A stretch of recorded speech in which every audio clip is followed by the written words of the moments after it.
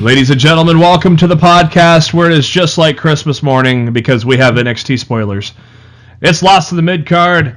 Welcome to our ROH 16th anniversary preview show, our WWE Fastlane preview show. We will be covering both of those pay-per-views for you on Monday's edition of Lost in the Midcard. So we're going to break them down and predict the card for y'all. And we got a shitload to talk about as well. Headlines, NXT spoilers, all the above. We've got a lot, so let's get right into it. And thank you to SpiderDuck.net for being our host, enabling us to be on iTunes and any of your favorite podcasting apps. What you got to do is search for Lost in the Midcard. Hit that subscribe button. That way you know every time a new episode comes your way, every Thursday and every Monday after a WWE pay-per-view.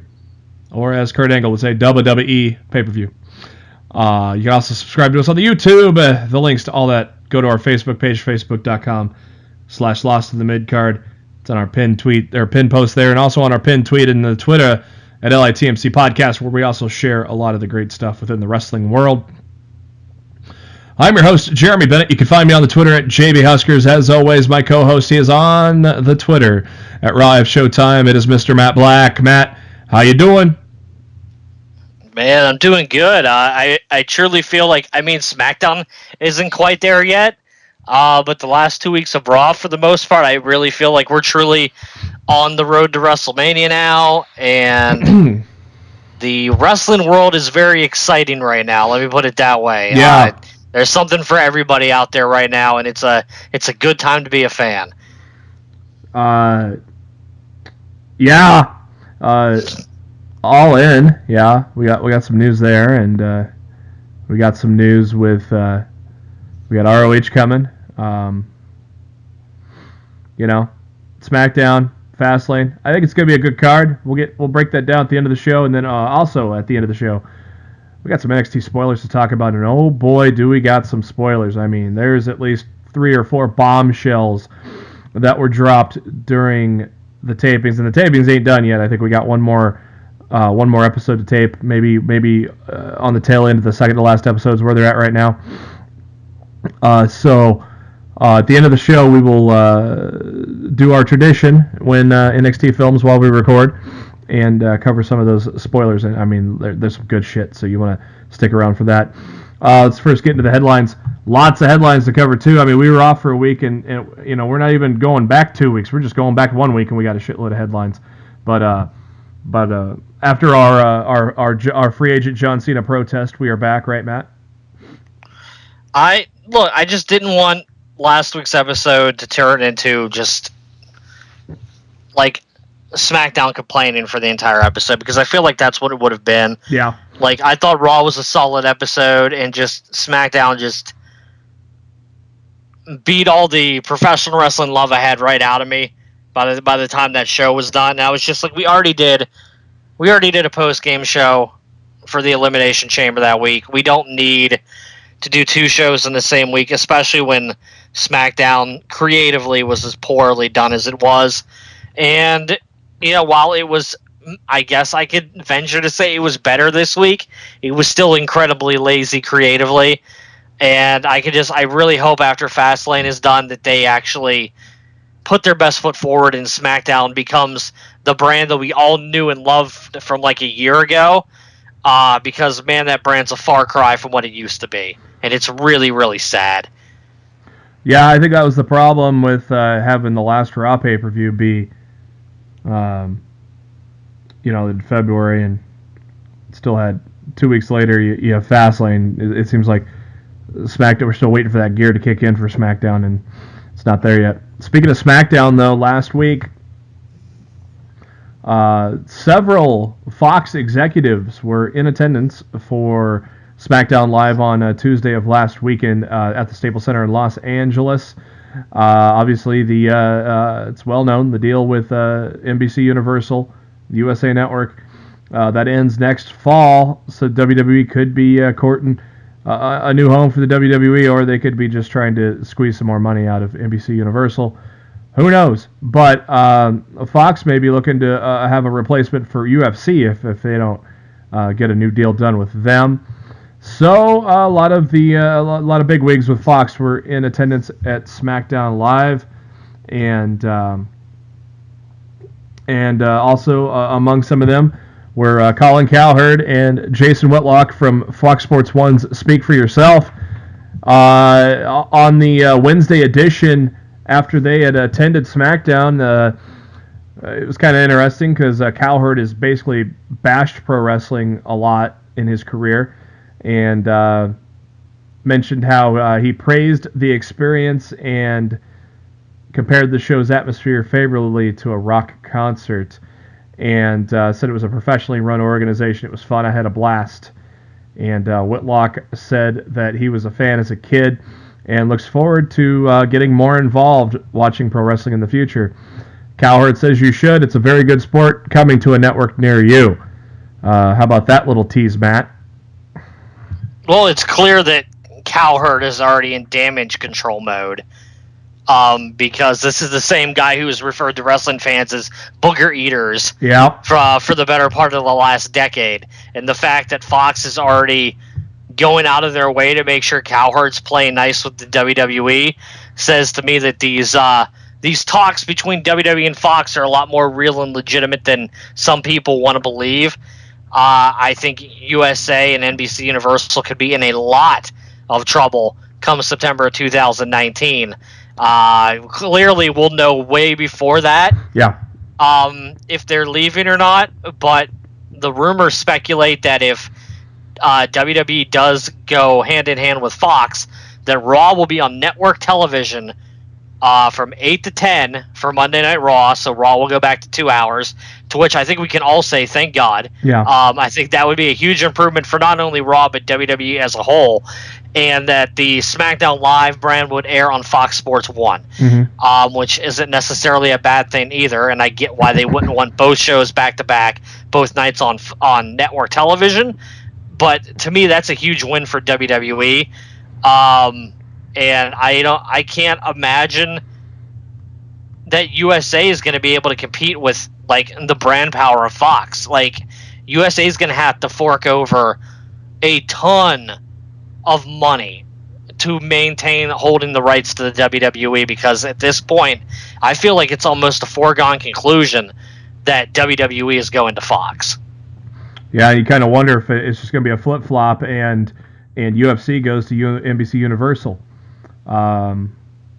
It's probably going to flip-flop because that'd probably be the biggest home for NBC to go to. I don't see ABC and Disney reaching out to them, even though they do cover quite a bit of MMA. I think NBC Universal would be the one in line to get UFC.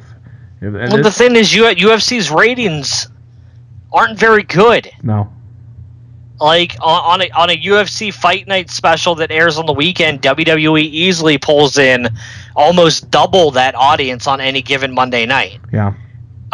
So I mean, I don't even know how interested USA would be in taking the UFC if they lost to WWE, because they don't pull in the ratings that USA expects from WWE to pull in. Like UFC doesn't meet those numbers. So like I feel like if USA and NBC Universal reached a deal with the UFC, it would be for a lot less money to UFC than they're currently making out of their Fox deal, because people have already seen what UFC is pulling in on network television and Fox Sports 1, and it's not very impressive. WWE is going to double their numbers, not if better, on Fox. So like I don't think anybody's going to be stumbling over themselves to overpay for the UFC after, like, I guess you could just call it a ratings failure. Like UFC just has not done well for for Fox in the years that it's been on there, and really UFC's main audience is their pay-per-view crowds for their big fights. And there's not a whole lot of people watching their I guess you could call it free cable product. So yeah, if I'm NBC Universal, I'm not jumping at the chance to get the UFC, especially for WWE type money. They'd have to come for a lot less money than UFC thinks they're worth, which might find USA without a sport entirely, and UFC just basically utilizing their Fight Pass app as their destination to see these specials because no other television channel at the time will have them for what they think they're worth. Yeah, it's hard for me. It's hard to follow UFC because I'm not going to sit there and drop $50 every time, and it's just there's no the star power. You know, it was very limited, and now that star power is basically gone. You know, McGregor's getting his title stripped. Rousey's gone. You know, it's I think it's hit its peak, and now it's more of a niche market. So I don't know. It'll be interesting to see. Lots and lots of news regarding Rey Mysterio this week. First, a week ago, Mike Johnson, PW Insider, confirmed that Mysterio is closer to returning to the WWE and is involved in ongoing discussions to return to the company after his surprise appearance at the Royal Rumble where he looked freaking jacked. Triple H is said to be the person in the head of those negotiations. There were rumors that he'd be facing Cena at WrestleMania. No, I think Cena's still facing Taker. So stupid. And then anything that Justin Barrasso says, just ignore because it's not right. Look, everybody that listens to this show knows my feelings on the accuracy of reporting that Dave Meltzer has done over the last few years compared to what he used to be able to put out. But I'm telling you right now, I will believe a Dave Meltzer news story any day of the week before I ever believe another post that Justin Barrasso puts out from Sports Illustrated. The fact that Sports Illustrated hasn't caught on to this dude and fired him already, I know, absolutely blows my mind. That's insane. Mysterio is scheduled to face Jushin Thunder Liger at Strong Style Evolve, which is coming up too, March 25th. I can't wait for that, baby. Unfortunately, at Northeast Wrestling's WrestleFest, in a match with Flip Gordon against Joey Mercury and Caleb Conley, Mysterio is feared to have suffered a torn bicep. A partially torn bicep is the word, though, as there has been updates. Mysterio underwent testing to determine the severity of the arm injury, and that was on Monday.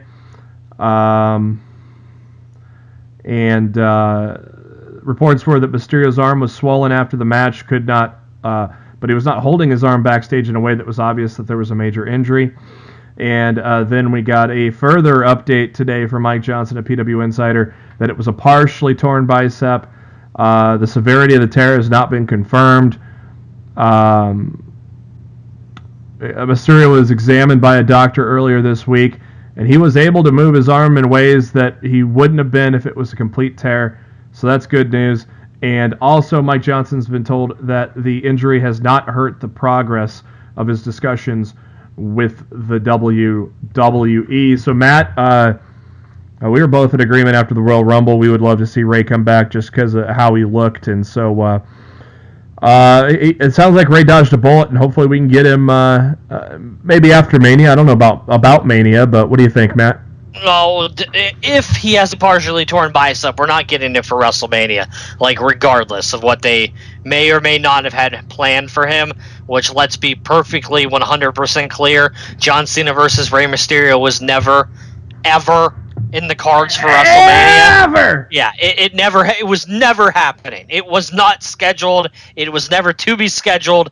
The plan for John Cena versus The Undertaker has been the plan for months. Nothing has changed. We will see Undertaker either this Sunday or Monday. He will either cost Cena at Fastlane or he will confront him on Raw the following night. Either way, that's the match you're getting. You don't have to worry about that. But as far as Rey goes, I feel that if this quote-unquote injury has not affected the communication between him and the WWE about signing a comeback, I would even be inclined to believe that this injury isn't even as bad as we are speculating that it is right now. Because WWE brings in a lot of people that they intend to sign, and then when they go through the process in Pittsburgh to check out and make sure they're okay, they find the injury and they're like, all right, we can't sign you right now. You go get healed and we'll come back and visit this later. The fact that the talks between Mysterio and the WWE have not stopped after this injury, maybe he doesn't even have a partially torn bicep. Maybe he just has a strain or a pull or something that's going to heal itself within the next couple weeks to a month. This could seriously be much ado about nothing, and it could come out that Rey's perfectly fine and we could see him with the WWE in the next month or two. We're just going to have to wait and see how this all plays out and see how the story of Mysterio and WWE come to pass in 2018. And just as I do a Chris Jericho imitation, Chris Jericho posts on Instagram of himself riding a unicorn. Great timing there. Okay. Great timing there. Hopefully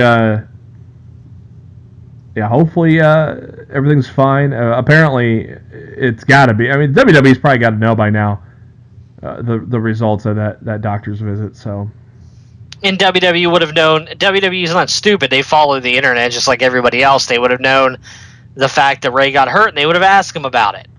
You know, so the fact that has not slowed down their discussions of him coming back tells me that this might not be as serious as some people are led to believe right now.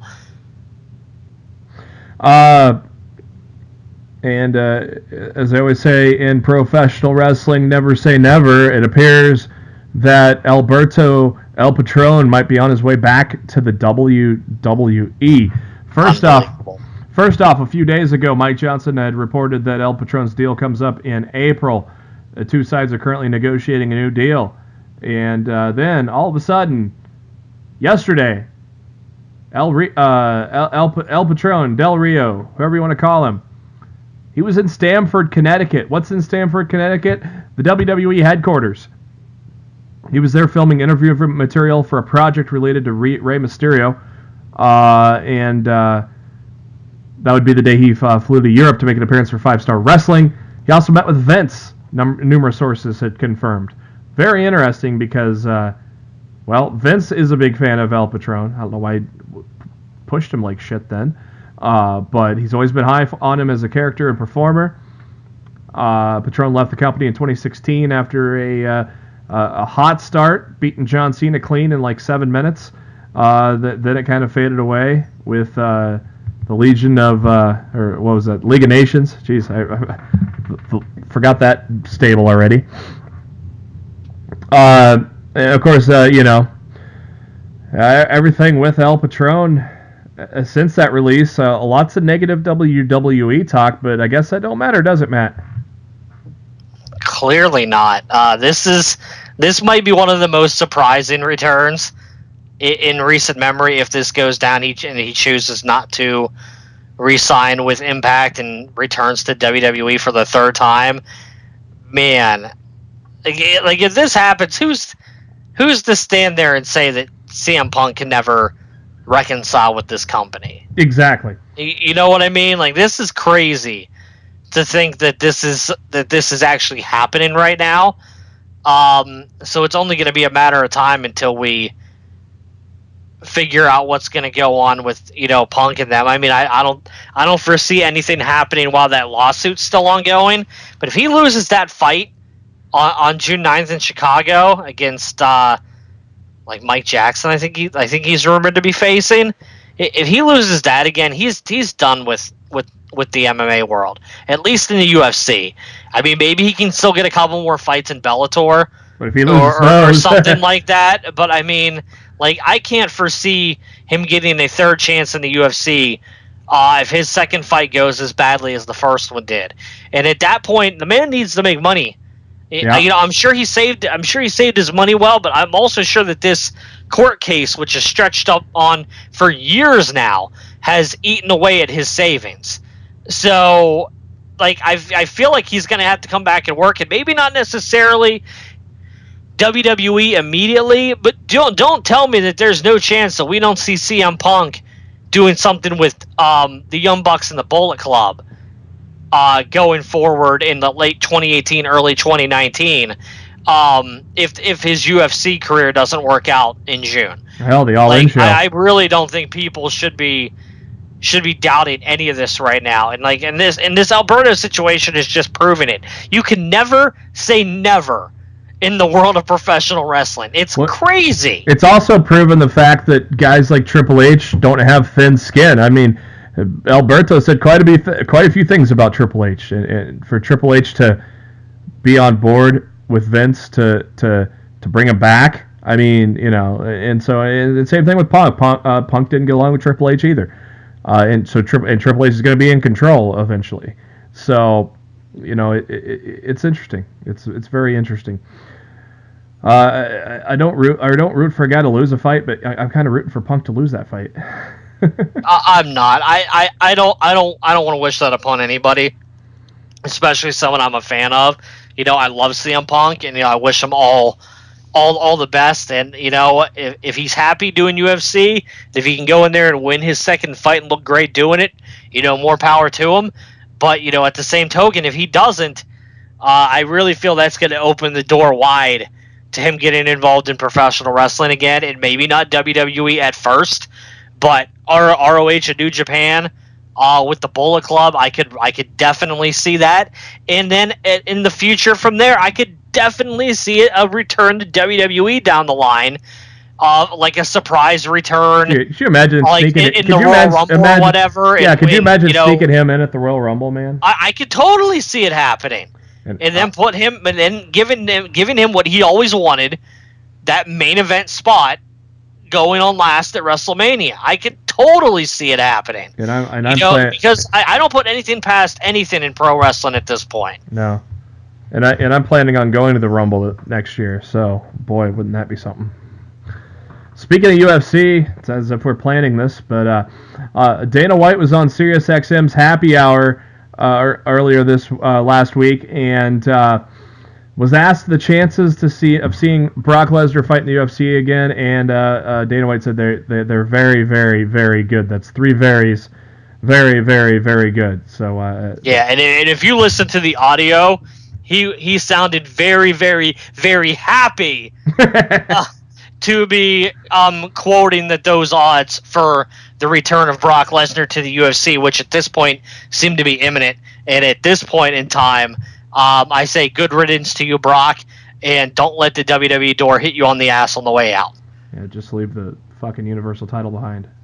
Yeah, I'm done. If Brock wants to last second re-sign with WWE and he wants to continue to be part-time Brock, fine, but never, ever put another championship on this man again. Ever! Unless he's willing to work a full-time schedule. And I don't even mean like going and doing the damn house show loop or whatever every weekend.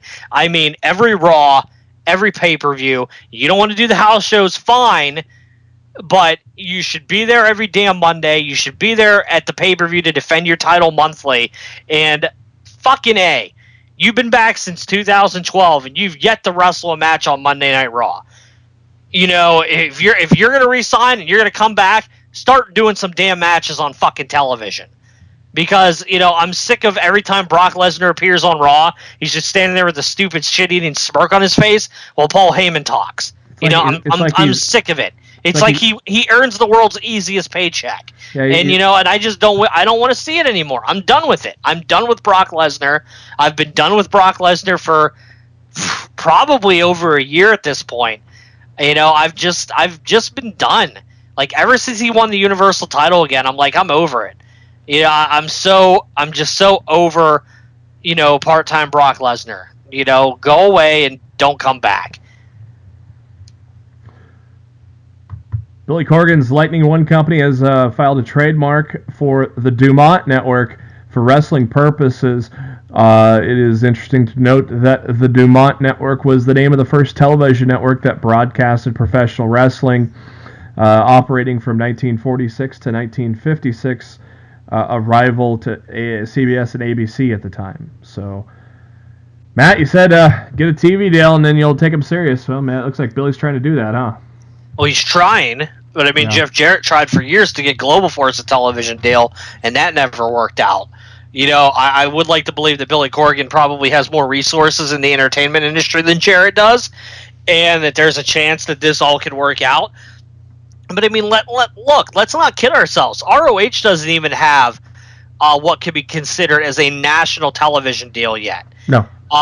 They're still trying to work out the situation with WGN America being owned by Sinclair, and if that happens, they could easily put that there. Mm-hmm. They could put ROH on WGN, and essentially WGN is a national television channel. It's based out of Chicago, but it's basically a national television channel, and that would be considered, you know, a national TV deal for ROH, which you have to feel that Sinclair's end game is to get ROH on TV nationally on the same time slot, you know, across the United States weekly, and maybe even expand their show to 2 hours. Yeah, because right now it's you know, depending on where you're at, it's either on Friday or Saturday or maybe even Sunday.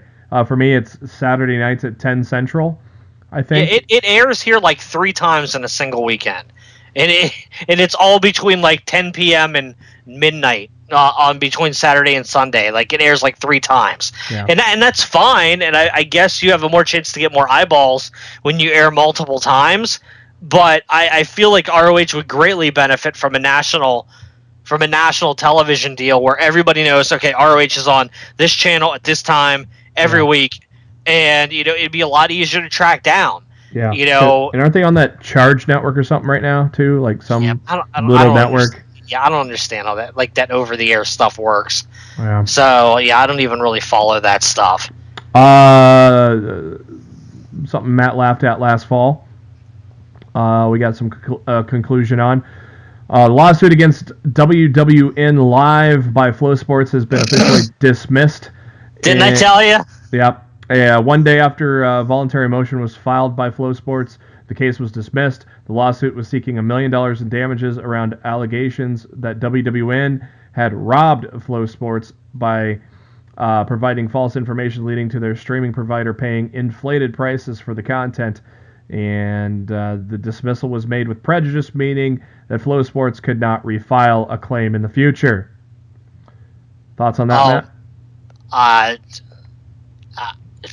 Sorry, I just got my mind blown by the end of the NXT spoilers. I heard a certain guy. I heard a certain guy debuted about a half hour ago. Yeah, this is much crazier. I laughed at this lawsuit when it first occurred. It's finally done and over with. Nobody can sue anybody now. Everybody move on their separate way, and let us never have to mutter the words "Flow Slam" ever again. Yeah. How about you send me a DM on that? Whoa, by the way. Yeah, hold on. Let me send it. But like, it doesn't make any sense based on what happened earlier in the show. I'll send it your way now. Cool. Another gigantic name added to WrestleCon. None other than Stone Cold Steve Austin. He'll be appearing on WrestleMania Sunday, just hours before the WrestleMania event. Almost instantly, his tickets were sold out, and they weren't cheap, kids. There was a $316 package and an $180 package, and yet those both sold out instantly. And that led to the announcement a few days ago that a second signing will be added. Stone Cold will also appear Saturday at WrestleCon as well. And also, the Super Show event for WrestleCon only had 100 tickets left as of a few days ago, so that could be done now. Some of the matches on there, Jeff Cobb, who is Batons on Lucha Underground, he's taking on Tomohiro Ishii. Penta OM, who is Pentagon on Lucha, he's taking on Joey Janela. And the Golden Lovers, Kenny Omega and Kota Ibushi, were supposed to take on the Best Friends, but Trent Beretta is out due to injury, so it'll be Chuck Taylor and a guy to be announced for that. WWE also announced that they are returning to Japan June 29th and 30th, they will do some shows at the Raiguku. Oh boy, I can't say that other word. That one's kind of tricky. Let me try it here. Raiguku Koku Giken. That's a lot of syllables, dude. The Sumo Arena in Tokyo. It's going to feature the SmackDown Live brand. No talents have been confirmed for the dates yet, but that'll take place on the 29th and the 30th. And of course, you got a huge Japanese star on the SmackDown Live brand roster in Shinsuke Nakamura, and probably after Sunday we'll have another big Japanese star on the SmackDown Live roster, right, Matt? You would certainly hope so. Speaking of Japan, let's stay in Japan. New Japan Pro Wrestling announced the Best of the Super Juniors. The 25th annual Best of the Super Juniors will take place starting May 18th, going to June 4th. And the tournament will kick off with back-to-back events in Korakuen Hall in Tokyo on the 18th and 19th of May. And no names have been announced as of yet. We'll update you there as we get the names. Of course, last year's tournament won by the time splitter, Kushida. A lot of people wanted to tune in and watch Eddie Edwards get popped in the face, apparently, because Impact Wrestling got its biggest rating since July 13th of last year. It was the last time Impact had this high of a rating. 365,000 viewers tuned into Impact Wrestling this week. A full 103,000 more than the week before. WWE on both fronts dropped. Raw dropped about $100,000 to just below 3.1 million. And of course, once again, you get your drop off in the third hour as usual. 3.3 million for the first couple of hours, basically, though, and then a 2.7 million drop off into hour 3. And so, yeah, Fox won't mind getting rid of that third hour, right, Matt? Dude, WWE had their way; they wouldn't have the third hour to begin with. True. Like, this is a USA thing, and I wouldn't even be surprised if while WWE is in contract negotiations with USA, they're like, not only do we want more money, we want the third hour gone. Mm-hmm. You know, so you guys are going to have to work with us, or we're going to go over to network television and Fox and see you later. I feel like WWE has the power play in their hands right now. They hold all the cards for this new television deal going forward, unless something crazy happens and it blows up in their face. Like, it really feels like WWE is in a power play right now, that they're going to make a boatload of money off their next television deal, be it with NBC or Fox. I wonder what kind of numbers it would draw on network TV, primetime Monday night. I'm very. I'm very. Look, dude, it could pull old Monday Night War numbers. It could top that. There's some shows that pull in 12, 15 million. I do know someone mentioned during this whole Fox talk in the past couple weeks, when WWE had when they did Hogan versus Andre in the 80s on main event? I think it was NBC on the main event. Yeah. They drew 33 million people watched Hogan versus Andre. But I mean, you got to keep in mind, back then there was a hell of a lot less to watch. Yeah. Yes, there was a hell of a lot less television options at that time to pull in like 33 million. But could 6-7 million people for Raw on Fox be a possibility? I think it could. I think easily. You know, I really think it could. If I could maybe filibuster for a minute, pulling the Nielsen ratings. Top 10. Okay, Nielsen top 10. Okay, no. Apparently, apparently I pulled in the top 10 commercials. I did not realize I pulled that in. Yeah, I mean, it's crazy to think about how much not only how much more money they could make by going to Fox, but how much more money they could end up making by going to Fox as well. Like, I said this earlier in the show, but I really do feel like this could be the beginning of the end for WWE and the USA Network, because I don't know USA and NBC Universal are going to want to put out the money to compete with Fox to get here's the thing. rights. Here's the thing. If you're WWE, why wouldn't you want to be on broadcast television? Yeah. Yeah, I mean, exactly. I mean, why? That's like the holy grail, for any television show.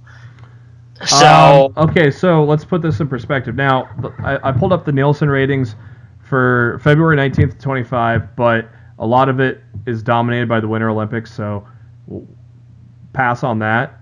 But like, for example, let me get something pulled up here.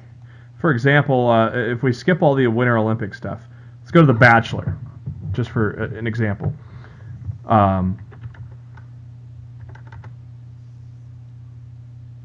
I guess those are 18 to 49, though. Shit. It's so hard to find what you need, isn't it? Yeah, that's why I really. Here we go. That's why I really don't go looking for it. Total viewers. Here we go. Outside of the Olympics, let's go like 60 Minutes was the highest rated show. 8.3 million on Sunday night. Big Bang Theory just a hair under 8 million. Yeah, so basically not as high as I thought they were for broadcast. So the Olympics averaged about 16 million though. Well, that's what I was saying. Like, I could seriously see Raw pulling in like 6 million viewers on a Monday night. Yeah, I don't know if it's going to get to 8 like I thought originally. I did not realize the broadcast viewership was down that low too. Because, like, for example, television watching down across the board is down because just because of cable. Because people are cable cutting and with Netflix and Hulu and and all the other options and ways to watch television the way you want to. Even with just basic channels and DVR. Like, I watch The Big Bang Theory, but I never watch it when it airs. Yeah. I record it and I watch it later, and those numbers don't even count with, the weekly ratings numbers. Well, and two shows that are on when Raw would be on would be The Bachelor, The Big Bang, or Bachelor and Big Brother Celebrity were on Monday when Raw would have been on. Bachelor got 6.2 million, Big Brother 5.1. I could see WWE easily pulling 5.5, and easily, and crack the top 20 every week, if not more. But yeah, the Winter Olympics obviously we're getting about 16 million. 60 Minutes gets 8.3 million, so that's kind of the high end of broadcast television. So honestly, I'd be very, very interested to see where this could go with them landing on Fox, and I really. Like I said, unless NBC makes a gigantic money play here, like I really think it's going to happen. NBC's going to have to give up their primetime slot on Mondays. I want NBC, pal. And not just for the XFL. Oh, God. Go home show for SmackDown, a little bit of a dip as well. They lose roughly 100,000 viewers down to 2.6 million. For that, and of course the big news coming out of Impact Wrestling from this week was the main event, Eddie Edwards against Sami Callihan, where Sami Callihan put a chair over Eddie Edwards and struck it with a baseball bat, but he on his downswing after hitting the chair, the bat hits Eddie in the face. Not good. It made headlines everywhere. TMZ. Jim Cornette commented on it and said Eddie Edwards should have beat the shit out of the stupid fuck. He set it up so Shoddy was careless with his shitty swing. They should have been doing it to begin with. Who fucking trained Sami Callihan? I'm fucking hot. And Callihan responded, "That hurts, Jimmy. I'll keep watching my bank account go up." And Cassius Ohno also replied, "Really? There's zero correlation between how much money you make and what happened in that ring. You should be ashamed. You should be embarrassed, ashamed." Now, you listened to Busted Open Radio with Bully Ray Matt when Sami Callihan was on there. What was all said on there, and what were your thoughts on what he had to say? I really didn't have a problem with this at first. I saw it, I cringed. I'm like, oh man, that's ugly. But mistakes happen. Yeah, they do. And as long as you feel bad about it, like I'd like to believe that this guy Don't you think actually he feels? apologized to Eddie Edwards about it. You think? But He probably did. I don't know, man. The way he talked on Busted Open, and it really, like, I feel like most of it was 100, like at least 90 to 95% in character, but like it just came across like truly sickening the way that he spoke about the entire situation. And well, let me tell you that. Let me pose a situation to you here. I'm gonna say I think the two are fine. I'm sure he apologized whenever this was taped. This was probably taped 10 months ago, for all we know. 10 months ago. I'm gonna little Impact taping joke. I'm gonna pose this to you though, Matt, because Impact seems to want to turn this into an angle. Do you think Impact instructed Sammy to do this? Like, no. Act like this. No, because apparently, according to him, Impact asked him to apologize. And but Impact's turning this into an angle. Apparently, he told Impact that if he had to apologize, he would, but he'd quit the company afterwards. They're turning this into an angle, though. As far as I'm concerned, any interest I had in this from Thursday was eliminated with what he said on Busted Open on Monday. I officially no longer care. I officially hope that no major company employs this man ever again. And I don't feel like he has any real respect for the business or the people that he's in the ring with. And I used to be a fan of Sami Callihan, Solomon Crowe from NXT. I thought he was a good talent. I enjoyed his work. But hearing him throw a temper tantrum on SiriusXM's Busted Open on Monday, because whether he was in character or not, it was nothing more than a blatant temper tantrum because he can't handle people yelling at him on the internet. I don't care. I don't care. What did he say in the tantrum? Oh, dude, remind me after the show. I'll try to find you an audio file of it. I'm sure it's on YouTube somewhere. I can find it. I know where it's at. Yeah, go check YouTube after the show. I guarantee you can find it. But just the way he talked and the way that he acted, and I know he doesn't give a flying fuck, but he lost a fan in me on Monday. He didn't lose me on Thursday. I thought it was ugly, but accidents happen. That's pro wrestling. That's the way things work. But after hearing him on Monday, I'm not a Sami Callihan fan anymore, and honestly, I really don't give a damn about what happens in his career going forward. Honestly, if I know he's on Impact, I'm gonna fast forward it on the DVR. I'm not gonna watch anything to do with Sami Callihan anymore because he sure as hell ain't gonna make a buck off of this viewer going forward by acting the way that he's acting. It's kayfabe or not.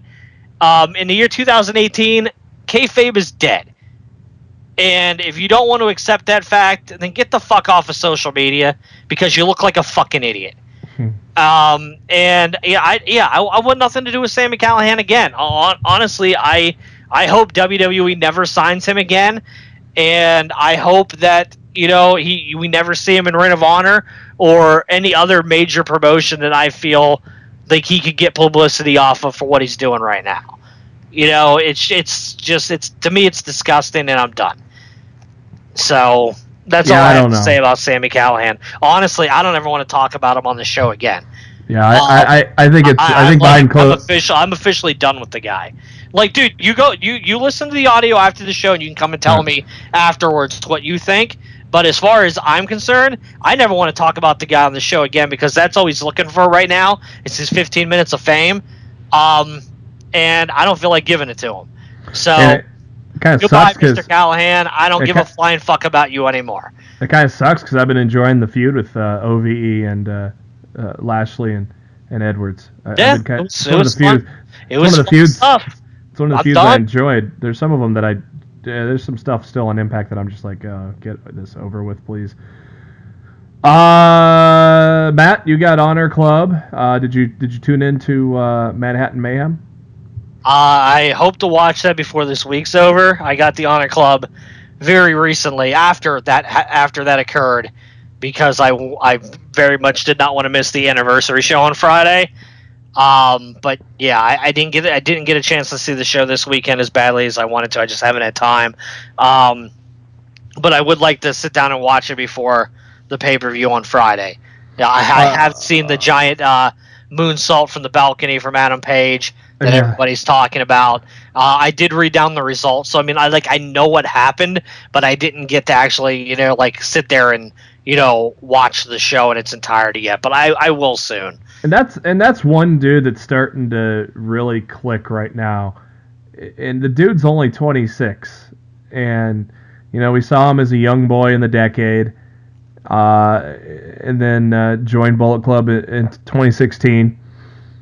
And to me, Adam Page he's putting it together, in my opinion. He's having a fantastic year. Some notes from the Manhattan taping.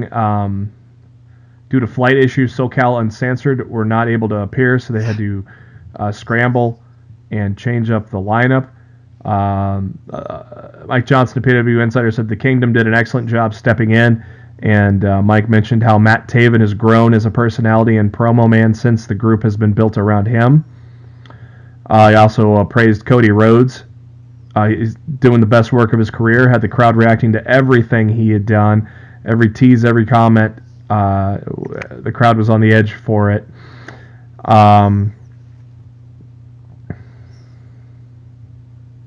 They said Adam Page's balcony moonsault was about a foot to the left of where Super Crazy did his at ECW One Night Stand in 2005. During intermission, this is cool. During intermission, Matt, Honor Club members got to see Bryan Danielson take on Samoa Joe from the archives. Which is super smart. Yeah. Because they ran a test feed for Honor Club a few weeks back. They did it on Fight TV. They did it on Facebook Live and stuff like that. And when they took the intermission, that lasted roughly 15 to 20 minutes, they lost a lot of viewership. They had a lot of complaining in the chat rooms. People were like, why are we sitting there in this like intermission graphic for the past 20 minutes? People are getting sick of it. This is a very smart idea from Ring of Honor to keep the audience watching while they're waiting for the live show to come back. Just show a classic Ring of Honor match. Keep the people in the Honor Club entertained while you're away. And that was a really smart idea by Ring of Honor, and I hope if they continue to do that going forward, that's going to be a really nice addition to watching their live events on the Honor Club, that you're going to be able to just watch classic ROH matches instead of sitting through, an intermission screen for 20 minutes.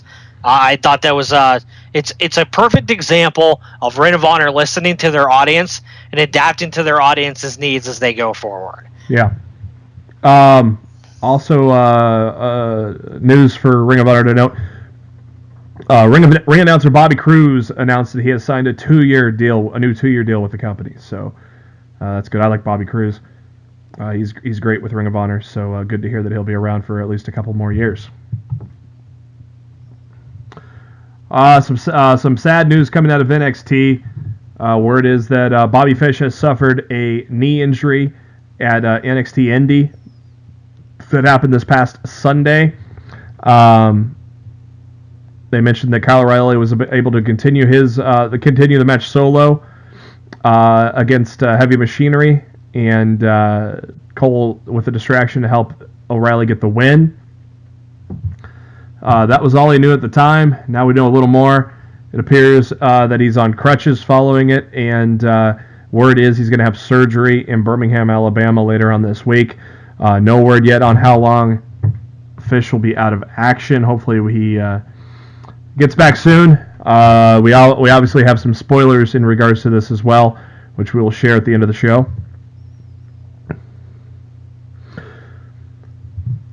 Chris Jericho responded to a fan on Twitter and said he is done working with New Japan. Believe him, Matt? No. I know. That's why I brought it up. Because I don't believe anything Chris Jericho says on Twitter. No.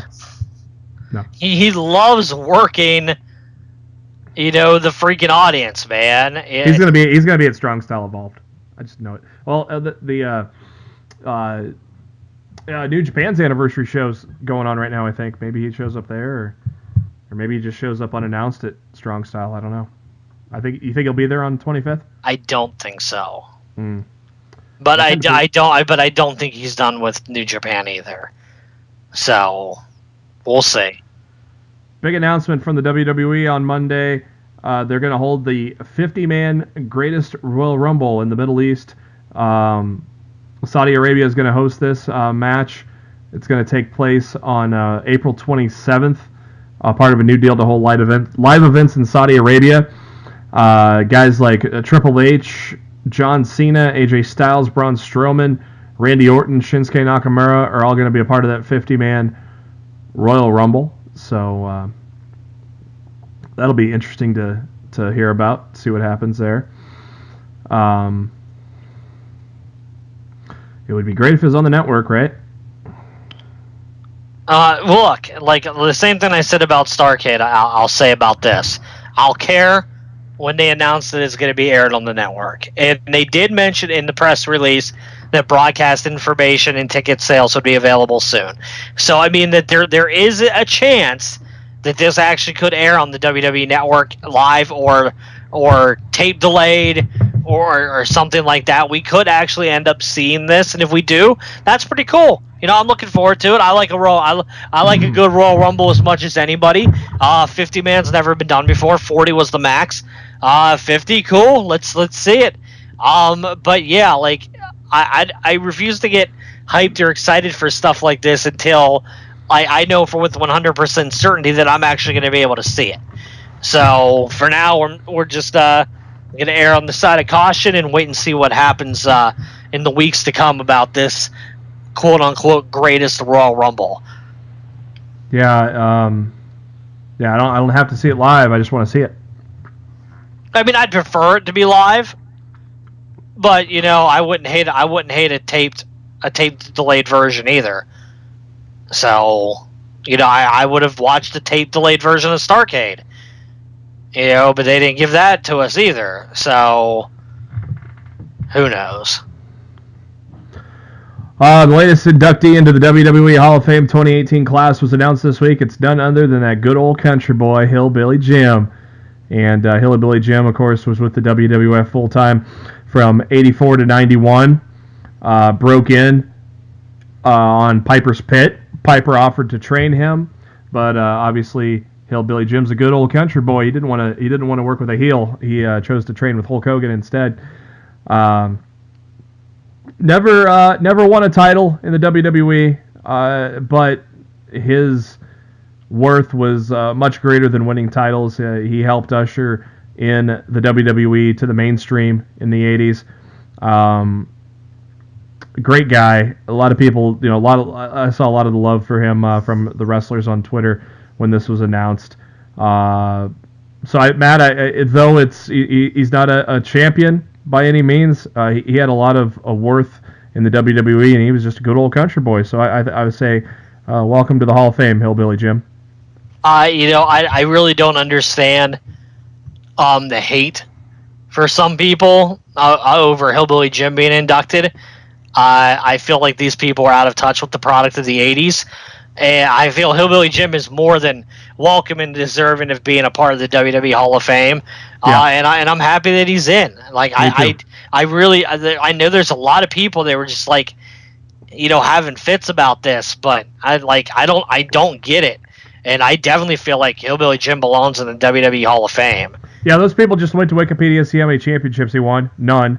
Oh, well, why is he in it? Well, he had a lot of worth. Probably his biggest moment was Survivor Series 88. He was on Hulk Hogan's team with Hercules, Koko Beware, and Randy Savage, and they took on and defeated the Big Boss Man, Akeem, Ted DiBiase, King Haku, and the Red Rooster. He would return in 1995 to be a manager for the Godwins, Henry and Phineas, and led them to a tag team championship even. But the Godwins turned heel in 97. Of course, Hillbilly Jim, he's a good old country boy, so he no longer managed them after they turned heel. But I've probably written 3 articles on Hillbilly Jim this last 2 days. And every one of them is ended with, I'm very happy to see this guy inducted into the Hall of Fame, and I can't wait to hear what he has to say. I don't know if you heard this story or not, Matt. This came out today, though, with TMZ. TMZ spoke with Hillbilly Jim, and Hillbilly Jim ignored the WWE's call for about a week. He didn't answer it because he was not going to come to WrestleMania weekend this year. I did not hear that. Why was he not going to come?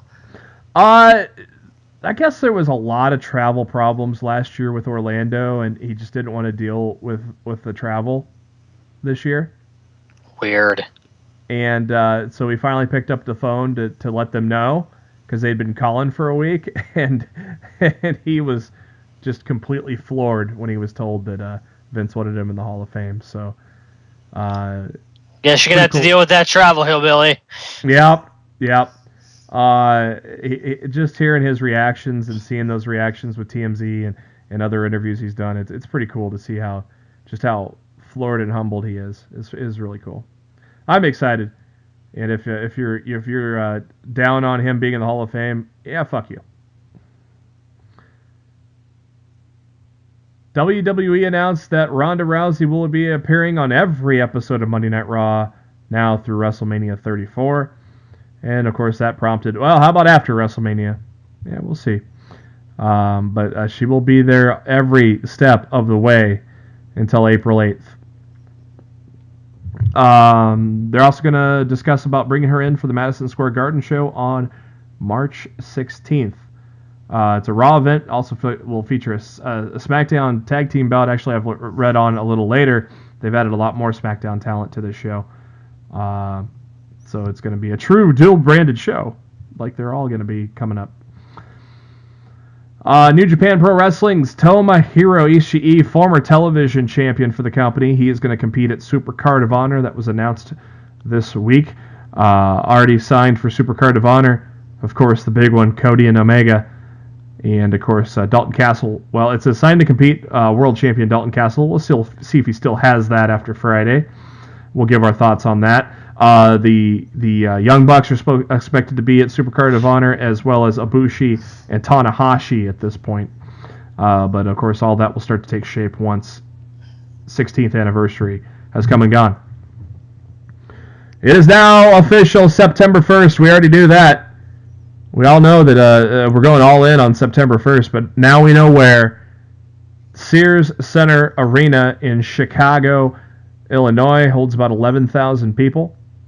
And they will be host to the All In show on September 1st. And we got some word that a lot of, I don't know how to put it, Matt, but like a lot of, they're not bringing in, but putting together a bunch of podcasters to appear in Chicago. And Lost the Midcard is putting their hat in the ring, and we'll see what happens, and maybe we may just possibly be part of that podcasting group for the All In show. We'll see what happens there. That would be fantastic. I know I initially said if All In was in Chicago, I would not be attending just due to the travel logistics of it all, but this wrestling podcast convention to go along with it, and just the hype of the show, it's something would really love to be a part of that entire weekend. It might happen. I might be all in, and I wouldn't be.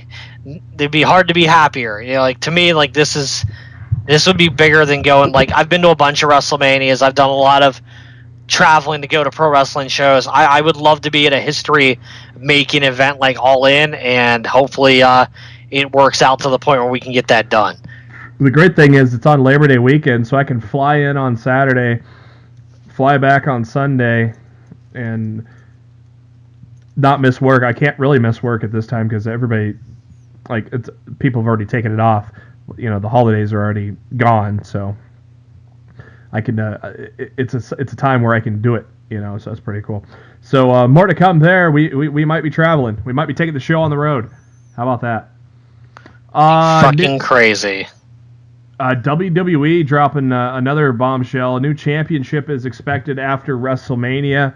It is expected that the Cruiserweights will have a tag team championship.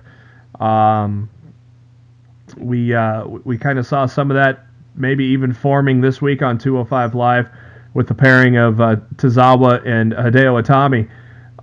If this is the case, it'll be the first time the Cruiserweight division's had a tag team belt since the demise of WCW in 2001.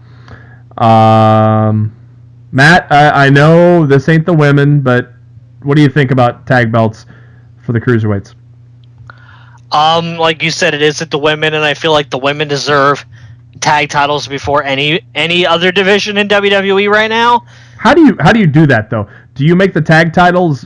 Me personally, yes.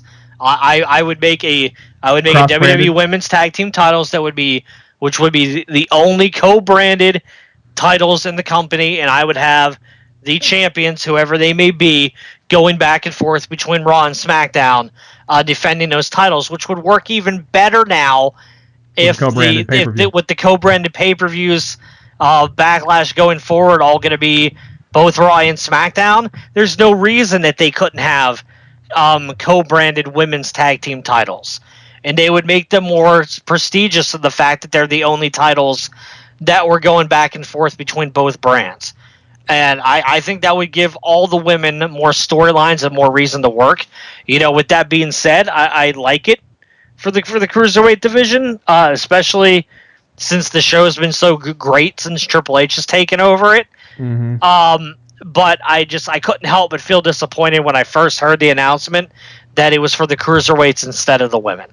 But maybe they both get it by the end of the year. It seems like everybody's getting a new title nowadays, which we'll be talking about soon. We'll talk about let's just say my wish was granted, a wish that I've been wishing for a long time on this show. Let's just say my wish got granted tonight. So more to come.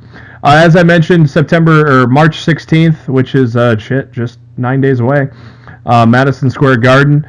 More SmackDown stars have been added to the card. The New Day are going to be in a triple threat match with The Bar and Titus Worldwide. Previously announced for the show, Lesnar, Kane, and Strowman for the Universal title. Reigns, Rollins, and Balor take on Miz and the Miztourage. John Cena and Nikki Bella take on Elias and Bayley. Styles and Nakamura take on Owens and Zayn. I think we mentioned that on the last show. Also appearing, Matt Hardy, Bray Wyatt, Sasha Banks, Alexa Bliss, and Asuka. And as we mentioned, possibly Ronda Rousey as well.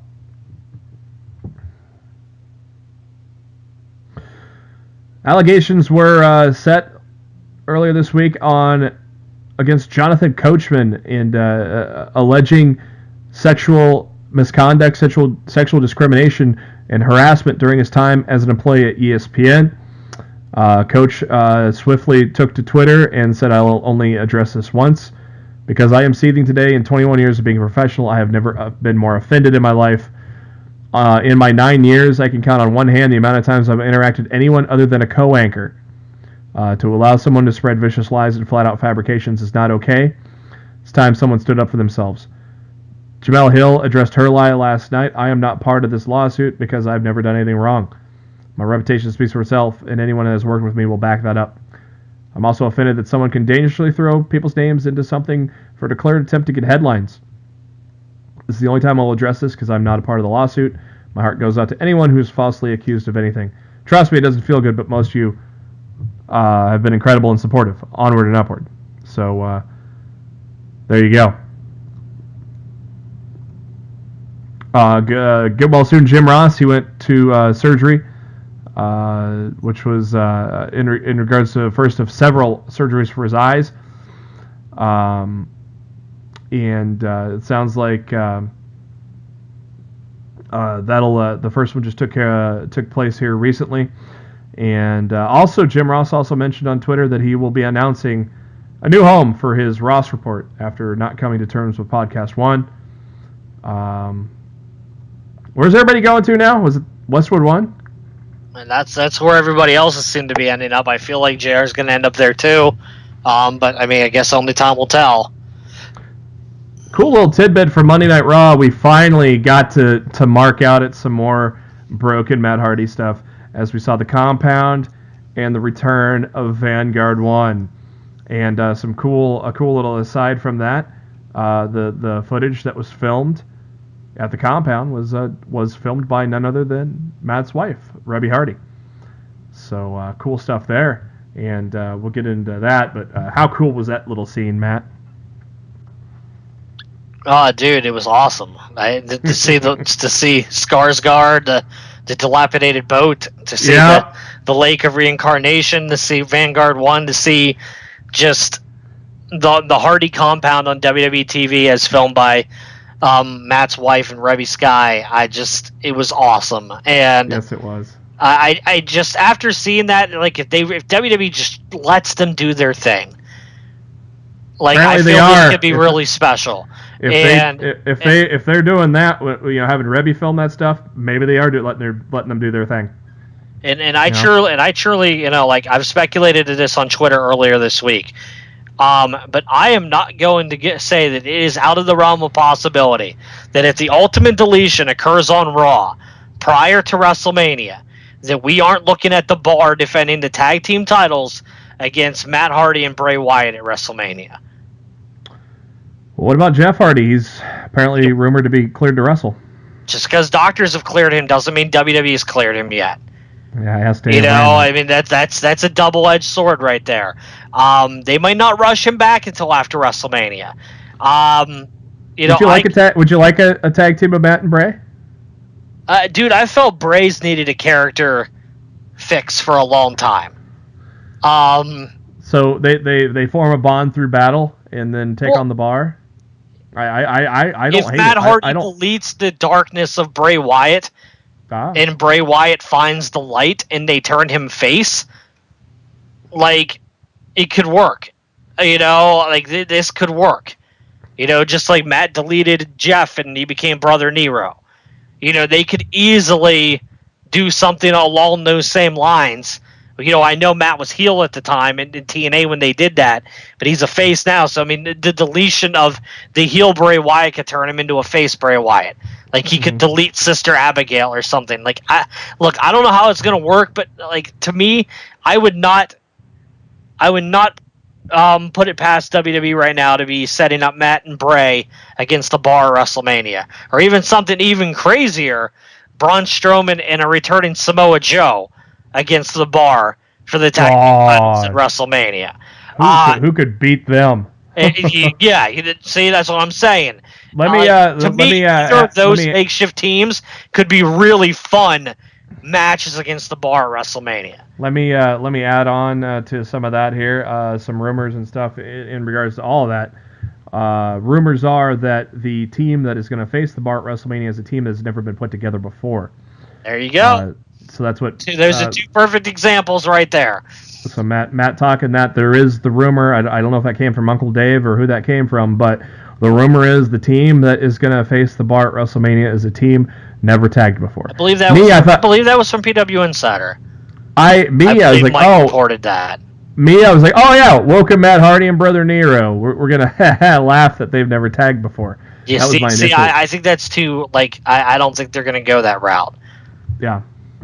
I don't hate Bray and I don't hate Bray and Matt taming. I definitely don't hate Strowman and Joe. That'd be fucking sweet. The only way they would lose the titles is when Strowman turns on Joe or one or the other. That's the only way they're going to lose the titles is one has to turn on the other. Other rumors in regards to all of that. Word is they're keeping Braun Strowman's schedule open, so to speak. Apparently, if the shit that's never going to happen, the shit that's never going to come out on Roman Reigns, if some bombshell happened to drop on Roman Reigns, word is that Braun Strowman is the backup plan to take on Brock Lesnar at WrestleMania. So that's why they're kind of keeping Brock Lesnar's dance card open. So then that leaves Elias. A lot of people think Elias may be added to the Intercontinental match. So A lot of people thought Braun might be added to the Intercontinental match too. Those could still happen, hypothetically. But that's right now kind of the rumors going around with the current WrestleMania card shaping up. And look at that. Look who shows up at NXT. Dun, dun, dun.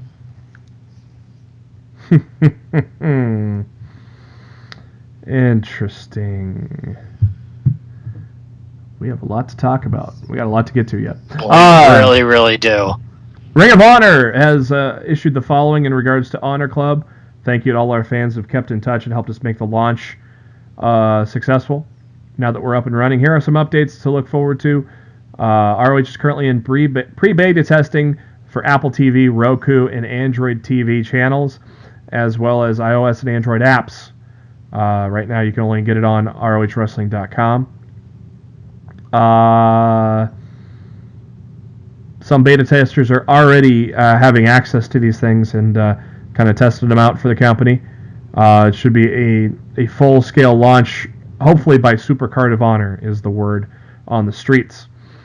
We've also heard your requests to bring it to other platforms, and we'll work towards connecting Honor Nation where you are. I'm assuming probably Xbox One, PlayStation 4 were brought up, I'm guessing. The Honor Club VOD Vault is in the final phase of upgrading all video in order to ensure the members can enjoy the library at the highest quality. Should be done within the next week. Lastly, many have wondered about ROH matches from our first few years. We hear you.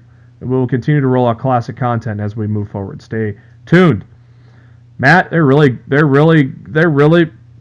twisting my arm here. They're twisting my arm. Well, get me to spin that $120. Twist a little harder. I know. They're twisting it. This is interesting. UFC star, former world heavyweight champion Fabricio Verdum is meeting with the WWE this week and possibly negotiating a deal where he can work with the UFC and the WWE at the same time. Something Brock Lesnar's never done, by the way. Verdum, 40 years old, is a Brazilian Jiu-Jitsu specialist, won the World Championship, won the interim title, I believe, in 2014 when Cain Velasquez was hurt, and then Cain Velasquez came back and Verdum beat him to take the interim title off of that. So yeah, that's interesting how a lot of MMA stars want to make the jump now, huh, Matt? Can you blame them? No. I actually met Verdum in St. Louis in 2010 when I was down at a Strikeforce fight. I met him and like Robbie Lawler, met a couple of guys at the press conference, and Verdum was really cool guy. A lot of those guys are really cool. So that is interesting though to see that he wants to fight with the UFC and WWE at the same time. Gee, Brock, why couldn't you do that? Well, technically he did. Just didn't work out very well for him. Yeah. Deadline.com is reporting that the demise of Gawker, of course, brought forth through the Hulk Hogan sex tape, is being developed as either a feature film or a limited series. And so apparently this may be a movie or a television show. Of course, limited series. Maybe compare that to the Tupac and Biggie thing going on USA right now as a limited series type of deal. Of course, Hulk Hogan won a $140 million judgment against Gawker in the civil case. NXT this week, we kick off the Dusty Classic. 8 teams are in the tournament. And the winner to face the champions at NXT TakeOver New Orleans, well, we thought. Stay tuned for those spoilers. Akam and Razor, Authors of Pain, take on TM61 in a rematch of the finals. And pretty damn good match here, wasn't it, Matt? Oh yeah, these two teams always work well together. So not surprising at all.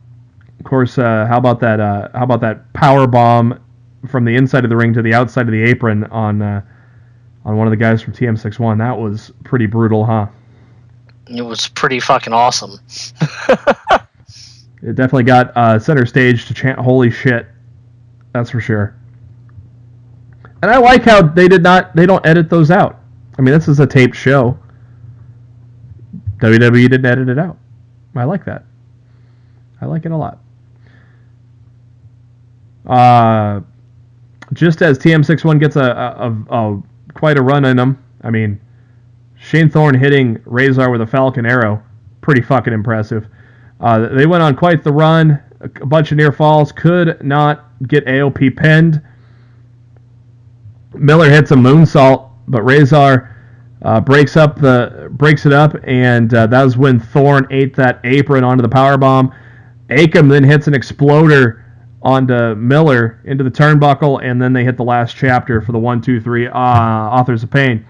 Move on to the final four of the Dusty Classic. William Regal is in the garage area getting interviewed, and the interviewees are trying to get his dark horse and his picks to win the Dusty Classic, but Regal's not making any picks because, well, he's seeing the tapings. Just like when I asked Matt to make the picks and he's seen the tapings, right, Matt? Guilty as charged, sir. Matt, who do you think's going to win? I already know who's going to win. All right. Pete Dunne shows up and they start asking him some questions, and then Roderick Strong shows up and says that he took him to the limit. And Pete Dunne said, yeah, that UK title is not leaving the UK. And Roderick says, can't wait to do it again. When all of a sudden, the Undisputed Era shows up. Adam Cole makes fun of Roddy for begging for another match that he can lose again. And then Pete pointed out to Adam Cole, well, he hasn't won anything in NXT. Ooh, the plot thickens. Later on, we're going to learn that Pete Dunne and Adam Cole are going to face each other next week on NXT. How fucking great is that going to be, Matt? Should be freaking awesome, dude. I'm still looking forward to NXT TV all the way through WrestleMania. Right now, it's not even funny. Sanity cuts a promo talking about their involvement in the Dusty Classic. Bianca Belair beat a jobber really quickly. Lacey Evans was interviewed backstage. She has a match next week against Dakota Kai, and she basically does says some heelish things and calls Dakota classless, and makes fun of her about going in and out of the trainer's room every day. And we'll see how strong her arm really is. Well, then Shayna Baszler showed up, and Lacey quit talking pretty quickly once Shayna showed up.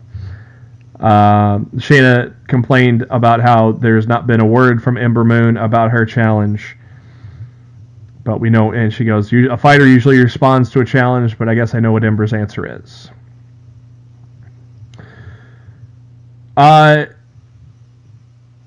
Should they, in your opinion, Matt, should they go this heel route with Lacey Evans, or baby? I thought she'd make a better baby face with her background and everything. I don't know about this heel. I don't mind. I don't mind her being a cocky heel. It's fine. Like, it's not like she's at the top of the NXT Women's picture right now. They need to do something with her. Yeah. If she can have an attitude as being a heel and give her some character development as opposed to really nothing right now being a face, it makes sense to me. Let's see where we go with it. Tommaso Ciampa made his way onto the stage. No music, no nothing. And Ciampa basically cut the best promo ever, didn't he?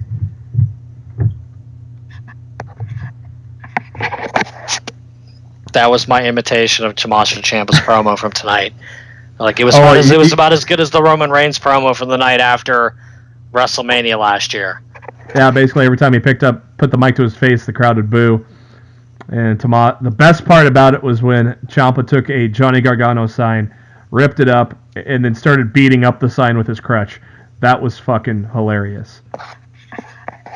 Look, if anybody actually thinks we're not getting Gargano and Ciampa at TakeOver, you're silly. You're out of your damn mind. It's fucking happening. You know, yeah. Like, even though it has not been straight out confirmed yet, we're going to talk, NXT spoilers later on in the show. Like, to me, there's no way that match is not happening. There's just no way. And then the main event. Before that, it was announced 2 Dusty Classic matches will happen next week when Sanity faces Sabatelli and Moss, and Heavy Machinery take on the Street Profits. I guess this is not an official number 1 contenders match. It's a pseudo number 1 contenders match, but Killian Dane, Aleister Black. No, it was the number 1 contenders match. Was it officially a number 1 contenders match? Yeah, because Regal announced afterwards on the NXT Twitter channel that Black was facing almost for the title at TakeOver. So yeah, it was a number 1 contenders match. Hell of a match too, wasn't it? Oh, it was sick, dude. Dane got plenty of offense in. Yeah, he did. He got most of the offense in to start. But all that offense does nothing when you eat some black mass, huh? That's the NXT version of the RKO, man. Oh my, yeah, that truly out of nowhere, and Dane sold it like a champ too. It didn't look as impressive in slow-mo. The initial shot looked sick. Yeah. I honestly, I kind of wish they hadn't replayed it, because the initial shot of that move was just insane. Perfectly done, camera-wise. Yep. It looked great. Yep, they didn't need to slow-mo instant replay that one. Maybe regular mo instant replay, but not slow-mo. That was insane. Aleister Black gets the win, of course, taking on Andrade Cien Almas, as we all expected, for the title at TakeOver. Mixed Match Challenge happened this week. Our second round match. How about that? Second round match. To beat, that's all, folks. Exactly. Team Little Big takes on the husband and wife of Jimmy Uso and Naomi.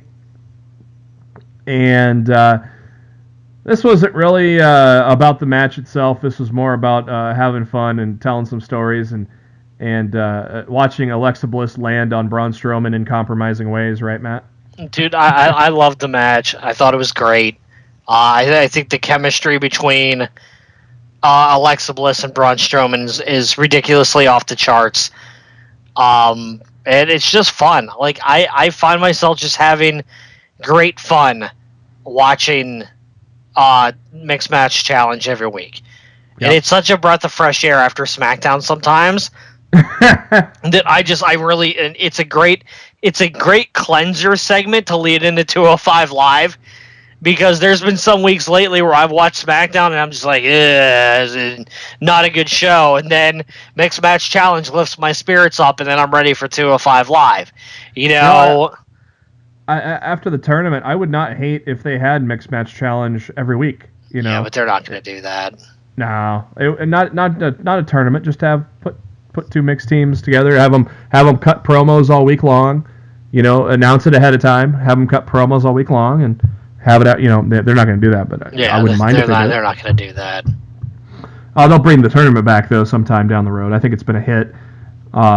It's obviously getting a lot of views. Like, not live views are getting around 90,000, I think, live, but overall watching views, I mean, it's in the millions. It's a lot of people are watching it. So, Braun can chase anybody down, no matter how fast you are. He even chased down Jimmy Uso and knocked him to the wall on the outside, and then put him through a table with a running power slam. That distracted Naomi, which allowed Alexa to roll her up for the 3 count. No surprise that Bliss and Strowman are moving on there. And they will take on Asuka and Miz in the semifinals. And who's taking the pin there, Matt? I don't know what they're gonna do. You don't think Miz is taking the pinfall here? Wait a second. You know what they've been teasing? They've been teasing this whole fact that if Miz loses, it breaks the streak. That's why I don't know. Because they teased that in that match when Miz was about to be pinned, and they're like, Asuka's streak could end right now, and I'm just like, does that mean they have to win the tournament? Like, I don't know. Like, I really don't know how this is going to work. I don't know. Yeah, that fucks things up now, doesn't it? Yeah, like that matchup is very, very intriguing. I don't know where they're going to... I don't know how they're going to go with that. Next week, Bobby Roode and Charlotte Flair take on Lana and Rusev. The winner goes on to the semis and will face the winner of the fan vote. Hopefully Rose Gold. Oh, I hope so. When that fan vote goes live, I'm voting for Goldust and Mandy so many freaking times. I really want to see them get it. I have a feeling it's probably going to be... I have a feeling it's going to be Finn and Sasha. As much as Rose Gold should be in it, I think Finn and Sasha it could be either or. I mean, you got it. Look, Mandy and Goldust have a chance. They've got a chance. So... 205 Live. Hey, did you notice that... Has this been announced that since like Triple H has taken over, he's pulled the Cruiserweights off of Raw? Well, they sure as hell haven't been on Raw lately. No, I just noticed that earlier today. And I don't know if that's just due to the road to WrestleMania or what, but... Yeah, I don't know. Mark Andrews took on Drew Gulak in a quarterfinals match to kick off 205 Live. And how great has the intensity been from Drew Gulak here in this tournament, Matt? Dude, Gulak's on another level right now, man. Yeah. I mean, anybody that's not watching, like, it's ridiculous. I think he's going to win it now. I honestly think now he's going to win it. Just seeing how he's been portrayed the last 2 weeks. He's almost unstoppable once he hits that gear. And I don't see a Cedric Alexander beating him. I don't see Mustafa Ali. It's going to be tough because they had a pretty killer promo with him in the streets there this week, didn't they? What did you say, Matt? That's how you film a selfie promo? Yeah, I felt Mustafa Ali taught the entire WWE roster how to film a promo with a cell phone.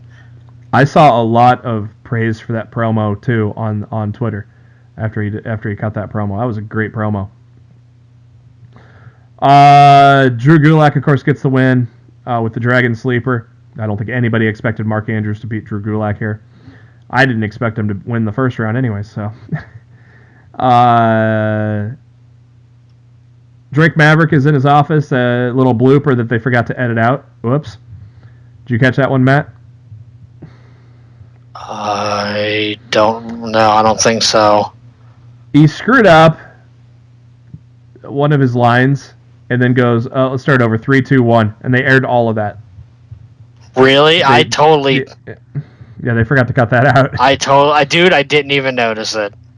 Yeah. So clearly I wasn't paying super attention to it. Drake Maverick is talking to Tozawa and Itami and says he knows that they're both disappointed about being eliminated in the first round of the Cruiserweight tournament. But he says they are two of the best. And thinks they can bring the best out of each other. So he's going to put them as a tag team. And they shake hands. Tozawa tells Drake, if you're wrong, you're fired! Tozawa cracks me up. Tozawa and Itami took on a couple of jobbers. One looked like Ricochet Light. Even some tandem offense from Tozawa and Itami. Matt, are these your first Cruiserweight Tag Team Champions? Yeah, probably. I think you're going to have these guys face any combination of Kalisto, Metalik, and Lince Dorado from the Lucha Squad. I think those are going to be the two tag teams that are going to be top of the tag division to kick off that belt.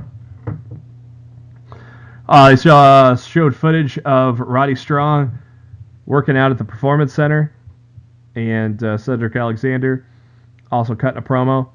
Those two former Ring of Honor gents are going to clash next week on 205 Live. That is going to be a fucking sick match. Hold on to your butts for that one. I cannot wait. Main event time. Mustafa Ali versus Buddy Murphy. I know you've been railing on Buddy Murphy. what did you think of him? Are you a little more impressed with him after the second round match, Matt? I thought it was a great match with Mustafa Ali. I thought Buddy Murphy had a good match in the first round. I think he's looking good here, and I think that he's found where he should be. I know you've not been impressed with him in the future, but or in the past, in the future. Hello, you haven't been impressed with him in the past, but what were your thoughts on Buddy Murphy here last night? I just didn't like him taking up the final spot in the tournament. Now that he's out of it, I'm perfectly fine with it. If he wants to be just another man on the 205 Live roster, I don't have a problem with him. But I just didn't want to. I did not want a out of nowhere rocket being strapped to his ass and him getting a WrestleMania spot with a title match that I feel he didn't deserve. I love the 4 people left in this tournament. I will be happy with any of the 4 left. I would be happy with any of the 4 men left winning. I think the finals is going to be Cedric Alexander and Drew Gulak. I can be wrong, but we will find out. I guess.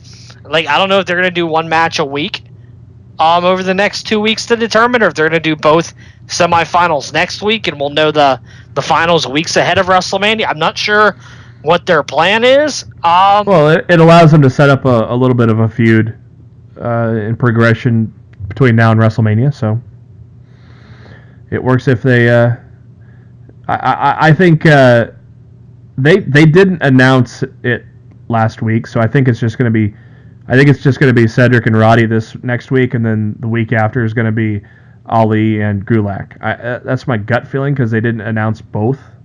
I think it's just going to be the one semifinal match next week.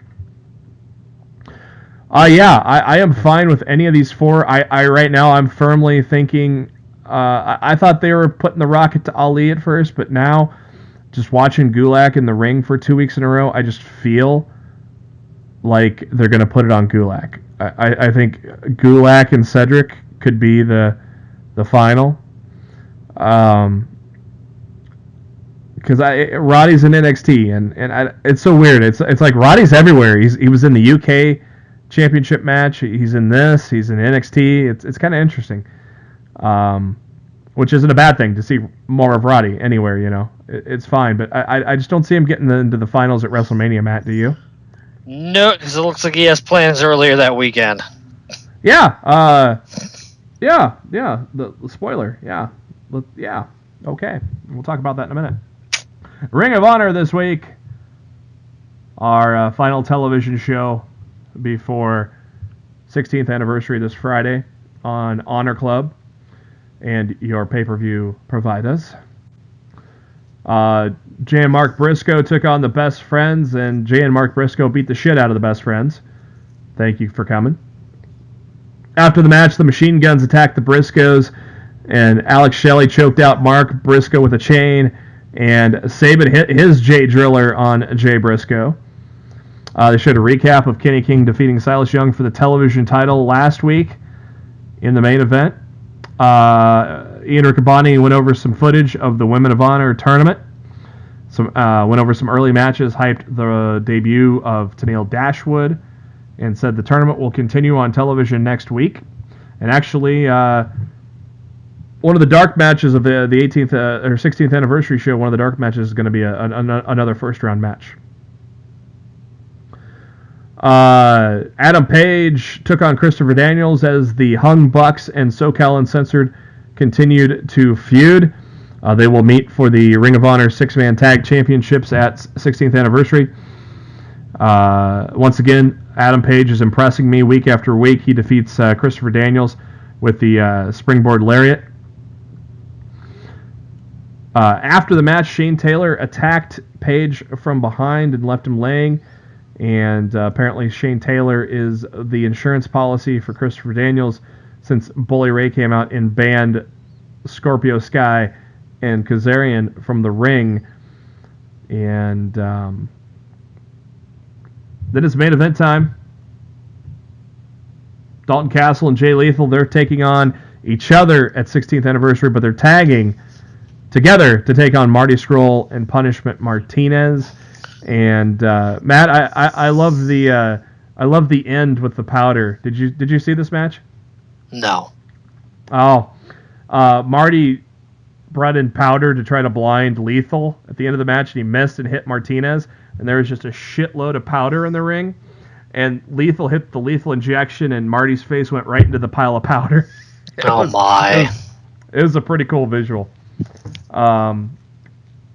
So Dalton Castle and Jay Lethal, all your winners, and they shake hands and stare at each other as they are going to main event 16th anniversary. And so let's cover the 16th anniversary card. So like I said, the dark match, Sumi Saki takes on Hana Kimura in the first round of the Women of Honor tournament. Matt, do you see the obvious moving on with Sumi Saki? I would think so. I mean, this is one of those matches that could go either way. Is Hana from Stardom? Yeah, I mean, I think so. Like, I feel like this could go either way, but I don't. It's really a meaningless match, because neither person in this has any chance to win anyway. Yeah. So. Flip Gordon against Hiromu Takahashi. This will be fun. But will they put Gordon over Takahashi? There's a chance. There's always a chance. I mean, I don't know. Now, for Gordon to be on the All In show, he had to win at Manhattan, right? And he didn't win. I think. I still think somehow he's going to end up on All In. Because wasn't the Bucks lobbying for him to be on? Yeah, I still think before we get to September, he's still going to get on the show, but they're letting it play out first. So, I'm gonna go Takahashi here. I don't know. I don't know if they're gonna put Gordon over on this one, so I'm gonna go Takahashi. It's gonna be a fun fucking match though, guaranteed. Winner gets a World Championship match. Punishment Martinez, Marty Scurll. Matt, I think you and I are both in agreement the villain's going to win here. I do think the villain wins here, and through nefarious means. And I think he will go on to be the number one contender for the Ring of Honor World Championship. Because I think he's a perfect opponent for whoever wins the main event. Like, I really don't think it matters. Yeah. I don't want to be mean or anything, but I'm just not. Punishment Martinez needs a manager for one, and I'm just not. I just don't see him at top of the card guy. I don't know. What do you agree? I mean, I don't know. I'm fine with Martinez. I mean, he's not he's not a main event player to me yet, but I mean, I think he's progressing fine. Yeah, that's what I meant. Is he's been at the top of the card here, and I don't really feel like he has been at the top of the card though. I feel like he's mid card to upper mid card. I don't. He fought Castle for the title on television. Yeah, but that was just a TV match. I mean, go for the title. To me, consistently, he's been in the television title hunt, not so much the world title hunt. I mean, you can get one and done matches like that in any company, and it doesn't mean that's where your placement is in general on the show. I mean, James Ellsworth fought for the WWE Championship. It didn't mean he was a main event guy. You know, he was a main event guy. Shut up. Look, I love James Ellsworth, but we all know he wasn't a main event guy. That's what I'm trying to say. And I know, please don't say I'm comparing James Ellsworth to Punishment Martinez, but I'm just saying that as an example, just because, you know, that's you could compare James Ellsworth to Cheeseburger, but yes, if we're going for frame size, but I just meant just because somebody receives a world title shot does not mean that they're consistently a main event talent. Well, I mean, he very well could. It just seemed like he was. It just seemed like he was. Yeah, I really don't think that he is. So, Las Vegas street fight for the 6-man tag championships. The Hung Bucks against SoCal Uncensored. Matt, I think SoCal Uncensored dethrones the Hung Bucks here. The Hung Bucks have held the titles for about 200 days now. I think this thing where they're defying Bully Ray, I think this leads to them winning those titles on Friday night. What do you think?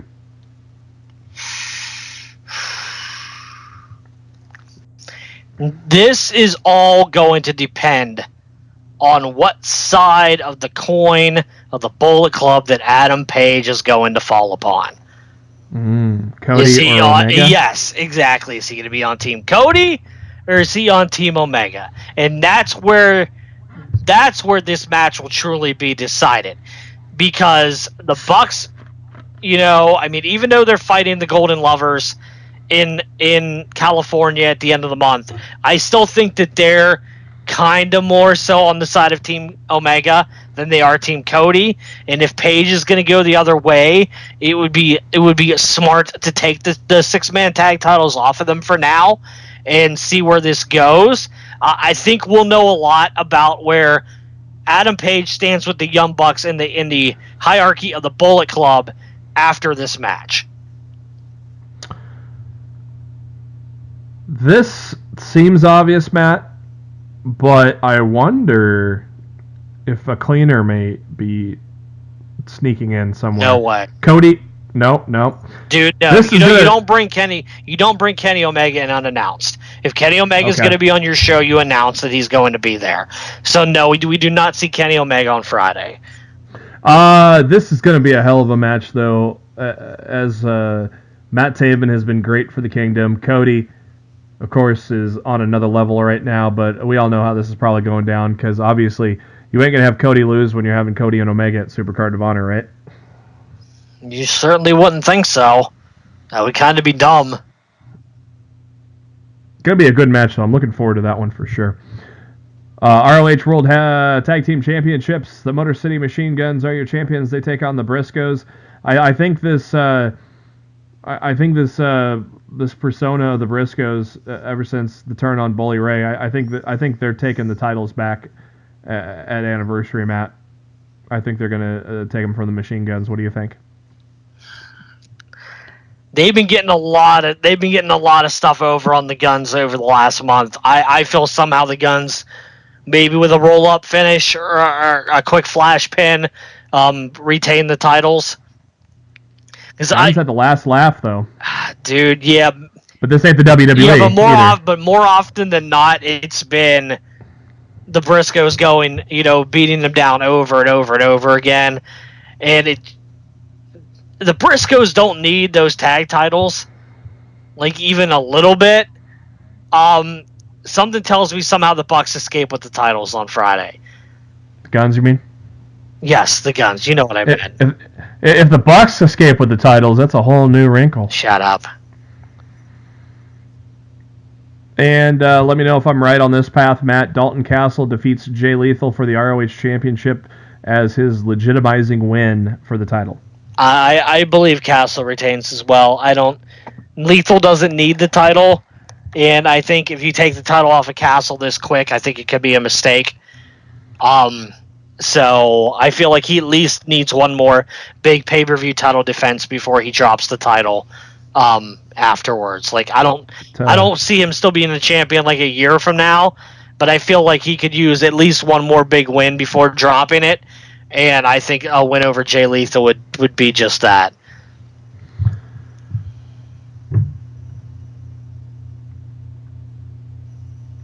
Impact Wrestling this week. EC3 took on Tyrus. This is more of a comedy match for the most part. EC3 just trying to avoid Tyrus. Of course, we got something to talk about EC3 on later on in the show, don't we? Trouble. Joseph Park is promising Grandma that Abyss is never coming back. Yeah, I think Grandma's gonna eventually make Abyss come back. Is my thought. Matt doesn't want to talk about OVE, so okay, we'll skip them. Hey, a little something different, Matt. They show Josh and Sanjay behind the old green screen in the Impact Control Center. Well, they got to show them somewhere since they have no footage of them sitting behind a broadcast booth. I know. It's been like omnipotent Josh and omnipotent Sanjay for the past 3 weeks. Braxton Sutter, welcome back. He took on El Hijo del Fantasma. Fantasma gets the win. Apparently Sutter turned heel. And in the meantime, basically saying how management doesn't care. He's been disrespected over and over. Well, then Brian Cage came out and destroyed him. So, Kyle Congo Kong against Joseph Park didn't last too long before Congo defeated him with a splash. Jimmy Jacobs and his purse get into the ring and asked Park one more time if Abyss is coming back, and Park doesn't answer, so Kong chokes out Park, and Park turned a nice shade of red there, didn't he, Matt? He's kind of like Brother Love Red without the makeup. I love you. I think they... God, I don't know about you, Matt, but I just think they could do a lot more with Jimmy Jacobs than this. I just don't like... I'm not into this pairing right now. You? I don't like Captain Man-Bra. So I really don't care about anything Congo Kong does. I'd rather have Jimmy Jacobs on commentary, or at least with a talent that I actually care about. I feel like they have him with him to try to get people to care about Congo Kong, but I really just don't care. It ain't working. I don't care about Trevor Lee or Caleb Conley either. Maybe they'll start making me care about him right now. But I thought it was kind of funny how LAX dressed as the Mumbai Cats though, and then threw the goofballs into the pool, or as Conan would say, the what did he call them? Fruit Loops? I don't remember. I try to ignore things that Conan says. Orderly. We got Hanaya and Rosemary once again. Why? I don't know. Nobody knows. But the good part about this was the fact that Taya Valkyrie has come back. And, Matt, I'm excited for a Rosemary-Taya feud. I don't know about you, but I kind of like their interaction. Yeah, we were scheduled to get it months ago until the whole Canadian tapings happened. And Taya can't get into Canada without having a chance of not being able to get out. I just kind of wish Impact would just stay in Orlando. Like, I know you're based up in Canada or whatever, but Impact just belongs in the Impact Zone. I mean, that's where it belongs. It's where it should always stay. And it just, I don't like it when they take it out of that area. And clearly it doesn't work very well for some of your talents either. They can't get back and forth. So exactly. Hopefully that was a wake-up call. I hear they're going back to Toronto before the summer's over for a taping set. And when they do, they ain't going to have Taya. So, it just doesn't make any sense to me. Well, they worked around it before with Jeff, so. Hardy. Yes, I knew who you meant. Okay. Not Slapnuts. Enigma, not Slapnuts. The Global Network, Wrestling Network flashback was not that long ago. Eddie Edwards feuding with Bobby Lashley to win the world title. And we got a commitment ceremony with Laurel Van Ness and her title. I probably would have liked this segment better if it wasn't KM being the minister, because I just don't like KM at all. I don't know, but I just thought this was stupid. It was pretty bad. I liked how Allie was the camera person and beat the shit out of Laurel, but other than that, yeah. And main event, Eddie Edwards and Sami Callihan. And Eddie Edwards gets the win after reversing a pile driver. And then, of course, the old baseball bat chair shot that we've all been talking about. Monday Night Raw this week is from Milwaukee, Wisconsin. Kurt Angle kicks off the show and says, you got to do what's best for business, but last week Triple H went too far when he sucker punched him. I love that still shot where Angle just looks like he's staring up at the sky. Oh, look at the pretty birds, as Triple H is getting that sucker punch cocked. I thought that was a great photo. Angle is demanding that Triple H face him like a man and took off his jacket. He's ready to fight. So, of course, who comes out? Stephanie McMahon, because we all know that's who's coming out. She said Triple H ain't there yet, and mentioned how many kids Kurt has, and how many alimony payments he's got to make and all that stuff. And so, yeah. Kurt, just let it go. Let it go, Kurt. Ronda's music hits. Big pop for Ronda Rousey. She created some fans at ringside. Actually, she high-fived about everybody. I think Stephanie said she missed a couple. Fans chanted Ronda Rousey before the promo. She even cut her promo. So I think, Matt, I think for the most part, anybody that's hating must just be stupid marks, because the general WWE universe is enjoying Ronda Rousey, right? It's a vocal minority. Yeah. And it's the group of people that just want to complain about everything. So, whatever. Ronda started cutting her promo, said she's dealt with difficult people before her own way, and she'll do things her own way. Stephanie said she gave Rousey her dream on the grandest stage of them all. And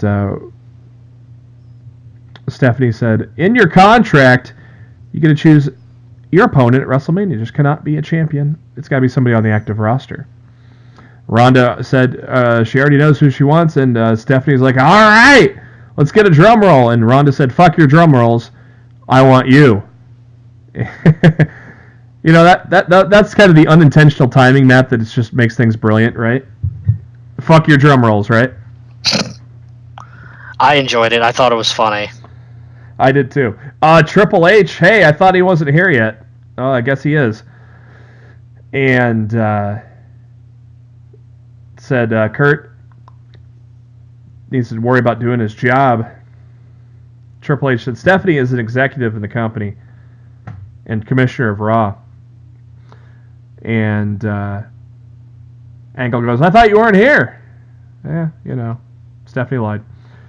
But Angle also brought up, Stephanie is an executive, yeah, but she has another contract as an active competitor. And I make the matches here, so at WrestleMania it's Ronda Rousey and Stephanie McMahon. And that's not it. Oh, Triple H, you're a competitor too, aren't you? Yeah, you got a contract too, yeah. You know what? It's Triple H and Stephanie McMahon versus Ronda Rousey and Kurt Angle. Something we knew for a while now, but the crowd popped. And overall, Matt, I thought it was a well-done segment. Yeah, it was fun. It was a fun open to the show. Wasn't perfect, but didn't need to be. Stephanie went up to Angle and tried to slap him. Ronda blocked, and Triple H helped Stephanie out of the ring and tried to sucker punch Angle again, but Angle ain't falling for that 2 weeks in a row. And tried to go for the ankle lock, but Stephanie pulled Triple H out of the ring before he could get it on. She's still standing by the apron, and Ronda Rousey grabs her by the hair and does a nice little Samoan drop, I guess. She actually named it. It was like a judo move. Did you see that on Twitter, Matt, at all? Ronda's post about the two moves she did. I don't recall what she called them, so. Yeah, they're like a couple of judo moves. So, the Angle got the angle lock on, and so a lot of fun. And Matt, we were saying it. We weren't excited about this on paper, but I mean, they're making us excited about this, aren't they? Yeah, and it should be fun. If Ronda's not ready to do singles matches yet, protect her on the grandest stage of them all, and then go from there. It's really not a bad thing. We'll see. And on top of that, we'll see how she does in this, and then you go from there. I mean, that's what training's for. And on top of that, Angle and Triple H are going to put on a hell of a show. So, buddy of mine was like, why are these guys wrestling in this match? They're both washed up, and I go, Angle ain't washed up. He fought in a cage with Cody a year ago. He's okay. Triple H can still go too. They're just not they're not wrestling every day anymore, but they can go, and they're going to put on a match for us, I think. Asuka, Nia Jax up next. Everybody making us think that Asuka's streak's going to be over. No, it's not. Asuka slaps on an armbar that Nia could not get out of and gets the win after 11 minutes. I thought it was a pretty solid match. I think Jax and Asuka work really well together, being two ends of the spectrum in terms of style. I think they always put on some good matches. Obviously, Nia Jax has been tremendously improving in the ring, so some good stuff there. Of course, they all make us think that they show Alexa Bliss backstage and making us all think that that Asuka's going to take her on at WrestleMania. But Matt, we know better, right? I think anybody that doesn't know better at this point needs their head examined, but, that's fine. I'll explain during our Fastlane predictions exactly how I think this is going to play out. They announced somebody singing American the Beautiful at WrestleMania. Never heard of them. Maybe that's just me getting old. I don't know. They showed a little social media thing with how the Revival mentioned that the Bar has never beaten them. So the Bar took on the Revival, and, well, now they beat the Revival. So there you go. Thought maybe the Revival would beat them to set up a feud of some proportion. Maybe have the Bar be the faces in this one and the Revival be the heels, but nah. But I thought it was a solid match, pretty fun match. Cesaro hits the neutralizer. That's Cedric. Cesaro hits the neutralizer on Dawson for the win after 10 minutes. And so, yeah, well, we already told you about where that tag team division might be going, so. John Cena decides to cut a promo on Raw so he doesn't have to go to SmackDown, right, Matt? Oh, my. John Cena then urges, he says he's going to win the title on Sunday, and urges AJ Styles to cash in his rematch to make a WrestleMania dream match of him, AJ, and Nakamura. No, our dream match is without you in it, John. And it better still be that way, too. Of all people to interrupt John Cena, Goldust. Interesting. And Goldust kind of talks about the movie stuff that he does, and talks about his big dreams. And it's time to go for him to take control of his dreams, and he sucker punches John Cena as they go to commercial. Kind of random, but I don't mind Goldust in that spot there, Matt. It was very random. It did not make much sense at all. Yeah, the match itself only lasted about 4 minutes with Cena hitting the AA. Kurt Angle in his office, Elias shows up with a guitar. Wants Angle to cancel the Symphony of Destruction match. Angle said, no. Oh, and if you try to run away, it's false count anywhere. They show the package for Hillbilly Jim, who's joining Goldberg, Dudley's, Ivory, Jeff Jarrett, J.J. Robertson into the Hall of Fame. So what do you think about this class so far, Matt? I think it's fine. It's definitely not their strongest overall class. I think China being inducted at the end, because they still haven't announced who the deceased wrestler is going to be, which they normally do one a year. I still feel like she would be the perfect choice to round out this class and add a little, a little high quality tier to the thing, because no offense, but right now it's really like it's Goldberg, the Dudleys, and everybody else. And I'm not saying that to be mean, but in terms of like big star power that's gonna get eyeballs on it or move tickets, those are the two right there. Next up is Mandy Rose against Bayley. Paige on stage with the mic and congratulated Bayley for growing a backbone finally.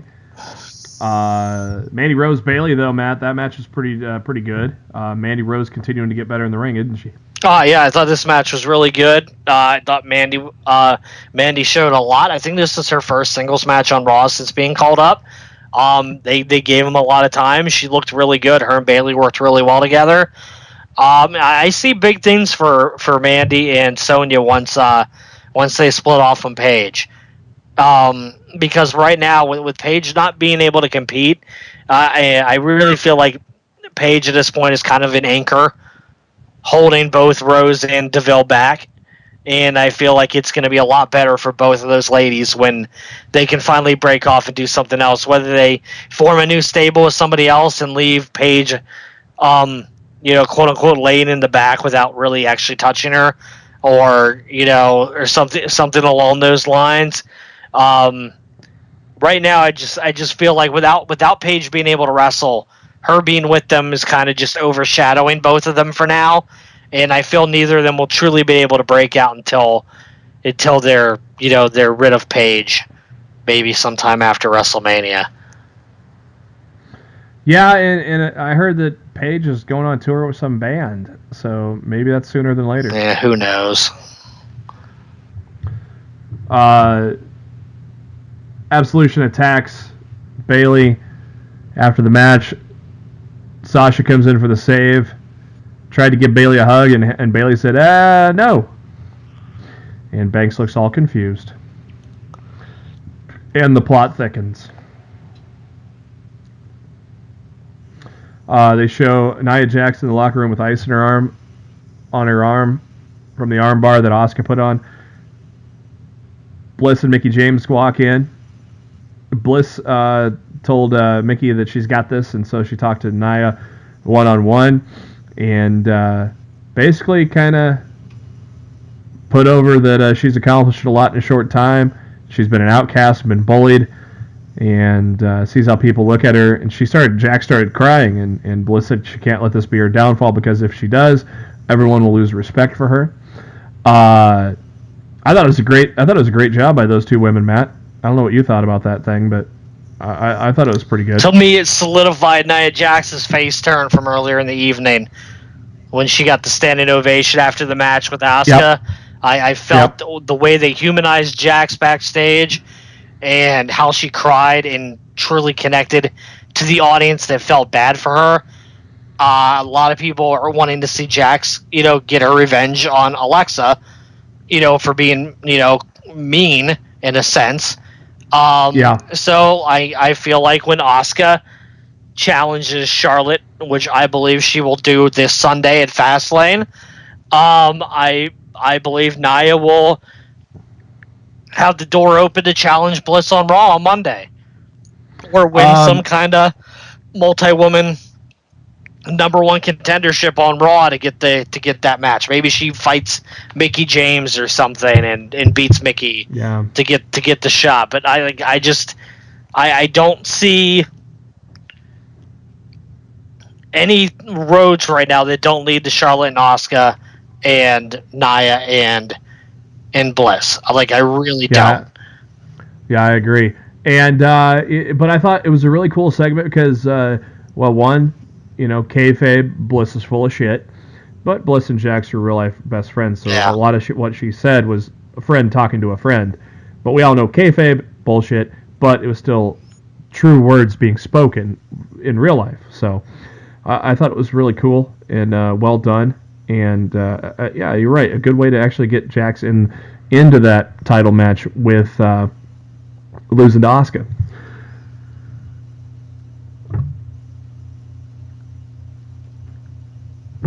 Elias is introduced for the Symphony of Destruction match, and hey, Elias can play piano too. Not bad. He said, hey, I'm not a one-trick pony. I also played a little drums. Said he could do it all. And then wanted a proper introduction, so the lights go out, and JoJo introduces him, and he used that to try to run. And he got away for a minute, but then got in his car and hit the gas, and Matt, that car wasn't going anywhere, was it? He wasn't finished with him. I'm not finished with you. Oh, that was great. Braun lifting up the car so he couldn't get it out of there. Elias goes back into the arena. We go to commercial and come back from commercial, and oh, look, there comes Elias flying into the arena. Nice to meet you.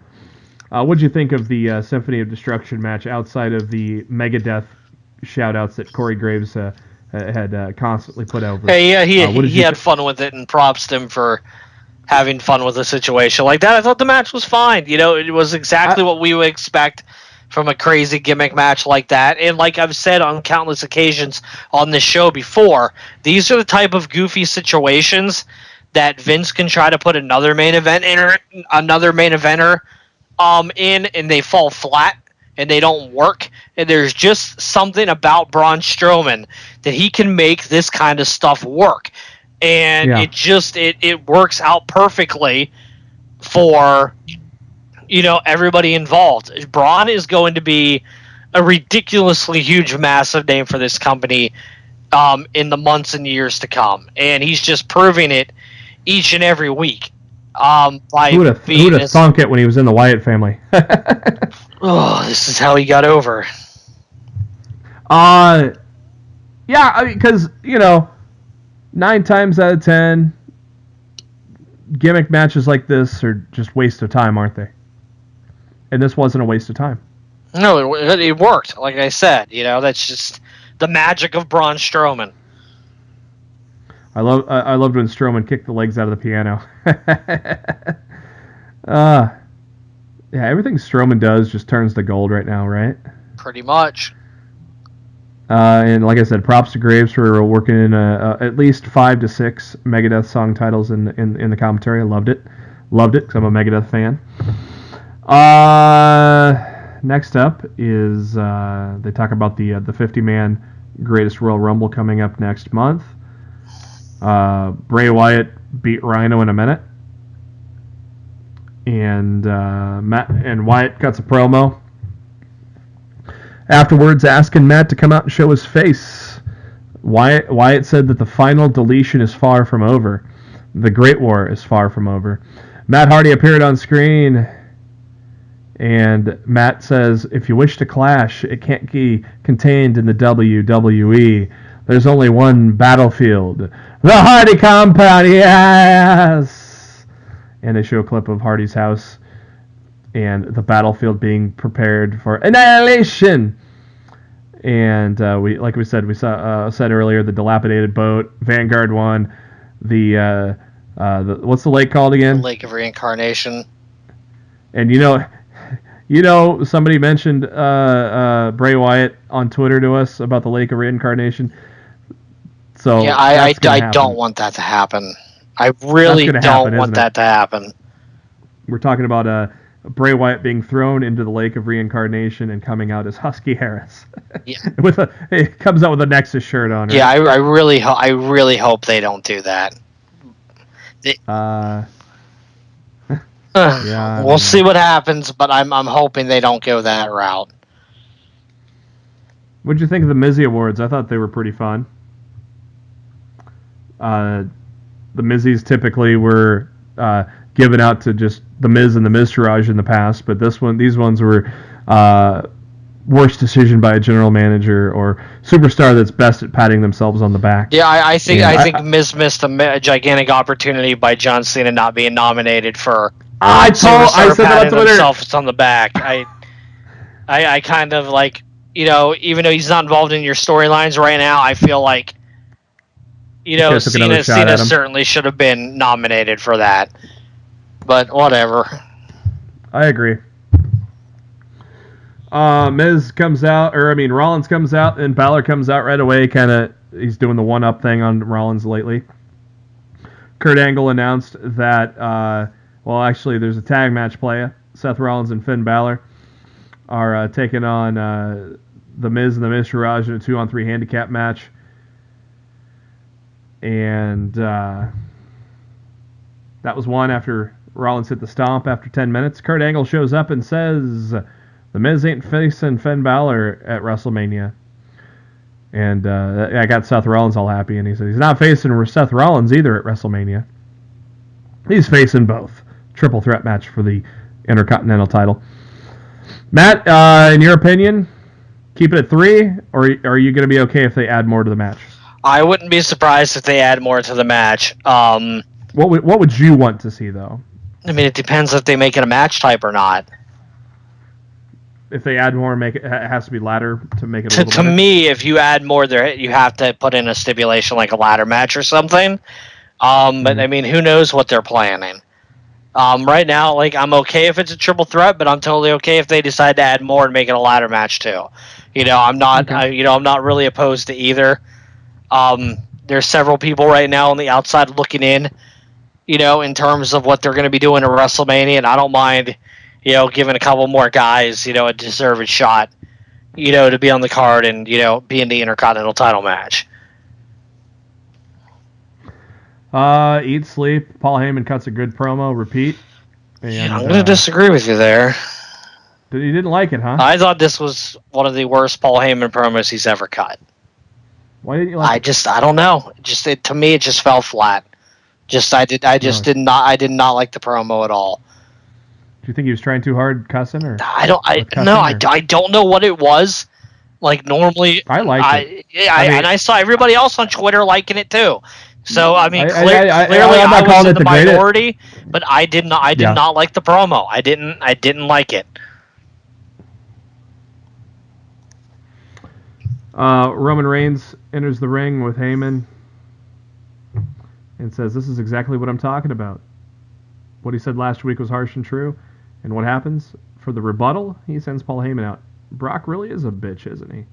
I mean, Matt, they are doing everything they can to make you cheer Roman Reigns. As they should. That should be their number one mission right now going into WrestleMania above anything else. And they're executing on that, but yet there's still those dumb marks that still boo. I saw somebody on Twitter the other day, like it was they had asked somebody, "Why do you boo Roman Reigns?" and they gave the most stupid answer ever, and I was like, that explains most of this population apparently. That the one that are booing, because they don't even basically the moral of the story is they don't know why they're booing Roman Reigns. They are just booing him because it's cool, but not realizing he's one of the most valuable people in the company right now. This all ended up with Brock gonna be at Raw this week for a face-off, and that was the end of said show. So, pretty decent Raw. We got a couple of matches added to the card. We head to SmackDown. Live from the home of Mr. Kennedy, Green Bay, Wisconsin. And Dasha Fuentes welcomes us to the show and introduced Charlotte Flair. Dasha, in that role as Renee Young, has been homesick. Get well soon, Renee. Sounds like she'll be okay and back in time for Fastlane.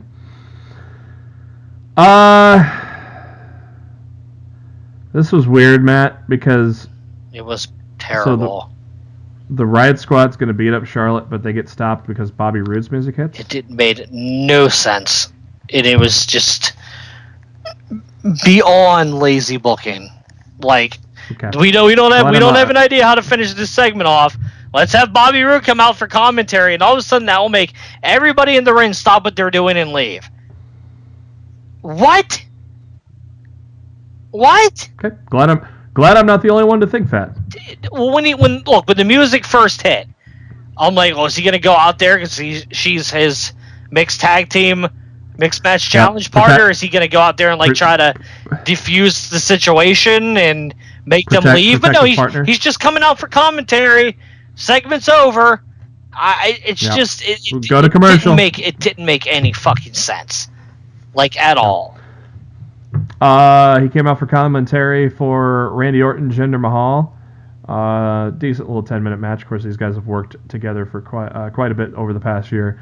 Of course, the match ramped up when Orton threw Mahal into Bobby Roode, and Bobby Roode got on the apron, and that allowed Jinder Mahal to land the Colossus on Randy Orton and get the win. And so Jinder Mahal, and I was like, I don't hate Jinder, but I want just Orton and Roode. I want to see this is like a dream match right here. That we're getting at Fastlane. Orton and Roode, man, this is going to be great. So I was a little confused with Jinder winning. Obviously, I guess maybe they just have him winning to keep him in the picture. I feel like this whole thing is just going to turn into a triple threat match at Mania. I hate that. I don't care. I don't care about this feud at all. Orton and Roode, or just with Jinder? just Jinder being involved in the entire thing makes me not care. Yeah. Like I just like I know like Jinder's gonna come out and make the match at Sunday a no contest. Like no, we're not gonna get a clean winner on Sunday. You know, and it's just I find myself very disinterested in anything involving Jinder Mahal. So and this is no different from when he was in the world title picture. I find it just as disinteresting as he is when he's with the in the United States title picture. He just bores me to tears. And after that, Sami Zayn in the locker room with his best friend Kevin Owens, and Kevin reminded him what Zayn said a couple weeks ago about how he would willing to lay down for him, and Zayn said he meant it. And Owens said, "You're truly an amazing guy," and they hug. Aw, well, that won't last too long. They showed a highlight package of the New Day and the Usos rivalry. Shinsuke Nakamura interviewed by Dasha Fuentes and talking about his chances at WrestleMania. He hopes AJ Styles wins at Fastlane, just like the entire world hopes that AJ Styles wins at Fastlane. And then Rusev shows up in Aiden English, so he couldn't talk because English got a little shot to the throat with his knee. So Rusev was mad and challenged Nakamura to Fastlane. So now we finally realize what Nakamura is going to do at Fastlane. He'll take on Rusev. Cool, Matt. If this wasn't just put together days before the pay-per-view, right? At least Rusev Day is on the pay-per-view. So hey, that's the silver lining here, right? Yeah, it's just like I really just feel like SmackDown's not trying at all. And you get down to a week before pay-per-view on the road to WrestleMania, and you're throwing together matches that mean nothing just because you're trying to fill the card. And it sucks. And I hate so much what has happened to the SmackDown brand, compared to what it was a year ago. It's incredibly disappointing. And it's a real bummer. And honestly, if it wasn't for like 4 or 5 guys on the SmackDown brand right now, I probably wouldn't even watch SmackDown live. I'd probably just watch it on DVR whenever I got around to it. It's people like Nakamura and Styles and Rude and such are the only reason I'm still watching this show live on Tuesdays. And, once the roster gets shaked up, if a few of those guys are off to Monday nights and they don't repopulate SmackDown properly, I might not be watching it live on Tuesday nights anymore. It's not must-see TV to me anymore. And, you could thank Vince for that. Thanks, Vince. Becky Lynch took on Carmella in your typical person who holds the Money in the Bank is jobbing match, and Becky Lynch won in a whole 5 minutes. I just read something here. This was the first singles match for Carmella since October 10th. Wow. On Raw, I mean on television anyway. Yeah. I think, and I don't have any confirmation on this. This is just me speculating. I think with Asuka moving over to the SmackDown brand for WrestleMania, I think that when this roster shakeup happens, or the draft, or whatever it is they're going to want to call it after WrestleMania, I think Carmella gets moved to Raw with that briefcase, and I think she cashes it in on Raw before that case expires. I think Carmella's time on SmackDown is about to come to an end. I have seen some dirt sheet stuff mentioning that too. Oh, okay. I had not seen that. That's just my opinion. Not solid, obviously, just spec. As sure as you can get for those sites, which is not sure. And then apparently, another match gets thrown together at Fastlane. Becky and Naomi against Carmella and Natalya. That they set that up after the match. And then into SmackDown was basically the WWE Championship picture for the last hour. I thought it was okay. Styles and Ziggler did well, and then KO and Zayn butted in, and I see what you mean, Matt, with making a fatal 5-way when you have a 6-pack challenge just a few days later. Dude, one week ago, this was the main event of Fastlane. Yeah. And they just gave it away like freaking 6 days before the pay-per-view. Basically telling the fans, hey, if you didn't enjoy this 5-way, if John Cena doesn't do anything for you, don't bother tuning in on Sunday. Yeah. It was not a good idea. It was lazy booking. Like, I was fine with Ziggler and AJ until they turned it into the 5-way. And I'm just like, you've got to be fucking kidding me. And it wasn't like... Look, sometimes good wrestling doesn't excuse terrible creative. Yeah. And that's what SmackDown's had in spades lately, is terrible creative. And this was no different. And it just wasn't good, man. Yep. And the big thing to take home from this was Sami Zayn hits out of nowhere a Helluva Kick on Kevin Owens and pins him for the win. So that was the big, oh my God, part of that main event there. I'm telling you right now, dude, I'm not excited for Kevin Owens versus Sami Zayn at WrestleMania. And we should be. I'm not even a little bit. Yeah, like I've seen the match so many times between ROH and WWE, and I know they have great matches. I'm not saying that it's not going to be a good match, because I'm sure that it will be. But me personally, I am not looking forward to that match at WrestleMania at all. It just screams been there, done that. And I wish they would have some kind of stipulation or match type or something to make it more interesting. Because right now I am not at all interested in that match happening at WrestleMania right now.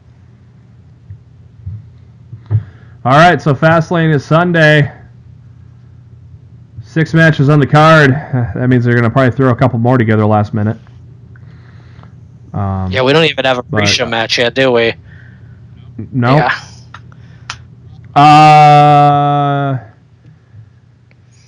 Becky Lynch, Naomi against Natalya, Carmella. I mean, flip a coin. Yeah, it doesn't matter because none of them are challenging Asuka. I mean, none of them are challenging Charlotte at Mania anyway, so it doesn't fucking matter. Look, this match is just to get the women on the card, and that's cool. I'm all for getting the women on the show and getting them something to do, but like the winner of this match doesn't matter. It doesn't matter at all. I guess if you're gonna twist my arm and make me pick, I'm gonna go with Natalya and Carmella. Yeah, I have no idea. Yeah, like I said, it doesn't matter. Nakamura and Rusev, that'll be fun. We all know who's winning. And it seems like they're purposely trying to, quell Rusev. Which is bullshit. They're putting him against Nakamura. They held him off for SmackDown a couple weeks in a row. Yeah, it is bullshit. And yet, hey, look, the calendar's sold out on Shop. Hey, look, Rusev Day is the #1 selling shirt on Shop. But you want to hold him down. It makes no sense, man. We all know Charlotte Flair is going to beat Ruby Riott. How do you think the Usos and the New Day are going to go down for the tag titles? I think it ends in a no contest when the Bludgeon Brothers interfere. Make it. I think we're getting a triple threat at Mania. United States title: Bobby Roode, Randy Orton. Can't do the no contest here too, can we? Watch them. Okay. Yeah, I don't know. I wonder if they put the title on Orton and then the rematch at Mania's with Jinder involved. I don't know. because it's the only they've been putting it over so much that it's the only title Orton's never won. I feel if Orton wins that title, he'll win it at Mania. Okay. But yeah, I see another no contest. If Jinder can stay out of this match, this is one of the ones I'm looking forward to the most because I'd love to. But I don't think he will, and that's why I'm not looking forward to it at all. Yeah. And the six-pack challenge at Mania, six-pack challenge for the WWE Championship. They ain't fucking this up, are they? They damn well better not. John Cena wins, we may not have a show on Sunday. There is no may about it. If John Cena wins, we're not doing a show on Sunday. I'm not recording if John Cena wins that match. I'm not. Do not fuck this up. AJ Nakamura. Do not fuck this up. AJ versus Nakamura. There's no reason for Cena to win. We all know he's supposed to be fighting The Undertaker. It doesn't make any sense. That's the solace in it. We all know that's the plan. So, there you go. All right, for those that don't want to be spoiled by NXT, you better hang up right now. Did you call Charlotte and Ruby Riott? Yeah, I said we all know what's going to happen there. Yeah. Well, I just basically want to say to the point what's going to happen after that match. Oh yeah. We expect Austin. We expect the match. Yeah, but what I expect to happen though is I expect the winners of the tag match earlier to come out and try to challenge Charlotte for WrestleMania. Oh. And before Charlotte's able to accept one of their challenges, then Asuka comes out, points at the sign, and says, basically, you're not ready for Asuka. Sorry, ladies, this is my match. And makes that match official for WrestleMania. I feel you're going to get teased at first. I feel like Natalya and Carmella and shit will come out and, dude, I could even see Carmella trying to cash in it being ruined by Asuka saving Charlotte. And then Asuka challenging her afterwards. I could even see them doing that. Like an official cash in? Yes. Oh, you think they're gonna could lose the first? They could. Do you think they're gonna give the L to the first women's Money in the Bank winner? Yeah. Well, this is also a woman that hasn't had a singles match on TV since October. Do you really think the machine's behind her right now? I wouldn't put it past them. I really wouldn't. Freaking Charlotte beats Ruby. She gets beat down by the Riot Squad afterwards. Carmella runs out, with Natalya. She's going to cash in, and out comes Asuka to save the day. The lights go out, and there's the mask. This actually might, the ending of this match might be my most anticipated thing about this pay-per-view on Sunday. Because they can actually do some really cool shit after this match ends. Yeah, which is funny because the result of the match is in no way, shape, or form in doubt. Exactly. Not even a little bit. No. The odds of Ruby Riott winning this match are worse than probably the betting odds of Mandy Rose winning the Elimination Chamber like I predicted. Anyways. All right. If you don't want to be spoiled by NXT, turn it off. Thanks for tuning in. Hopefully talk to you Monday. If we don't talk to you Monday, you know why. That means free agent John Cena just fucked it all up. But thanks for tuning in. We'll catch you hopefully Monday. Dude, I'm telling you right now, if Cena wins on Sunday, I'm not even watching SmackDown up to Mania. I am going to boycott SmackDown. All the way, from the entire month of March, I'm not watching it. I'm not watching it. If Cena wins on Sunday, I'm done with SmackDown until after WrestleMania. Done. So do the right thing, WWE. We want Undertaker and Cena. Don't fuck with us. Styles versus Nakamura. Nothing else will do. I want no fucking triple threat. I want no other bullshit. Give me Styles versus Nakamura. Don't take that away from your fans. We got a lot to mention here, but first, on the NXT front, my Dream, my wish, probably going back 2 years at least, I'd say. My wish was for NXT to introduce a television title, a secondary singles title. I think the brand has grown to the point where it needed one. It's been my wish for at least 2 years, if not more. And William Regal came out and announced at NXT TakeOver New Orleans, we will have the NXT North American Championship. I love it, Matt. I can't say I'm in love with the name, but I am in love with the fact that they're bringing another men's singles title into NXT. I feel it's long overdue. Yeah. I kind of wanted old school television title, but hey, it's a title. I'll take it. Who made their debut? Well, there's actually a lot of people made their debut. A lot of people made their debut. Who first made their debut? Trouble. EC3. Regal says he's happy that EC3's here, but nothing's handed to you in NXT. At TakeOver, it's going to be you and 5 other guys in a ladder match for the North American Championship. Oh, boy. Oh, who's in that ladder match? Oh, we'll tell you right now. Who's in that ladder match with EC3? Oh, Killian Dane. Yeah. Lars Sullivan. Yeah. Adam Cole, baby.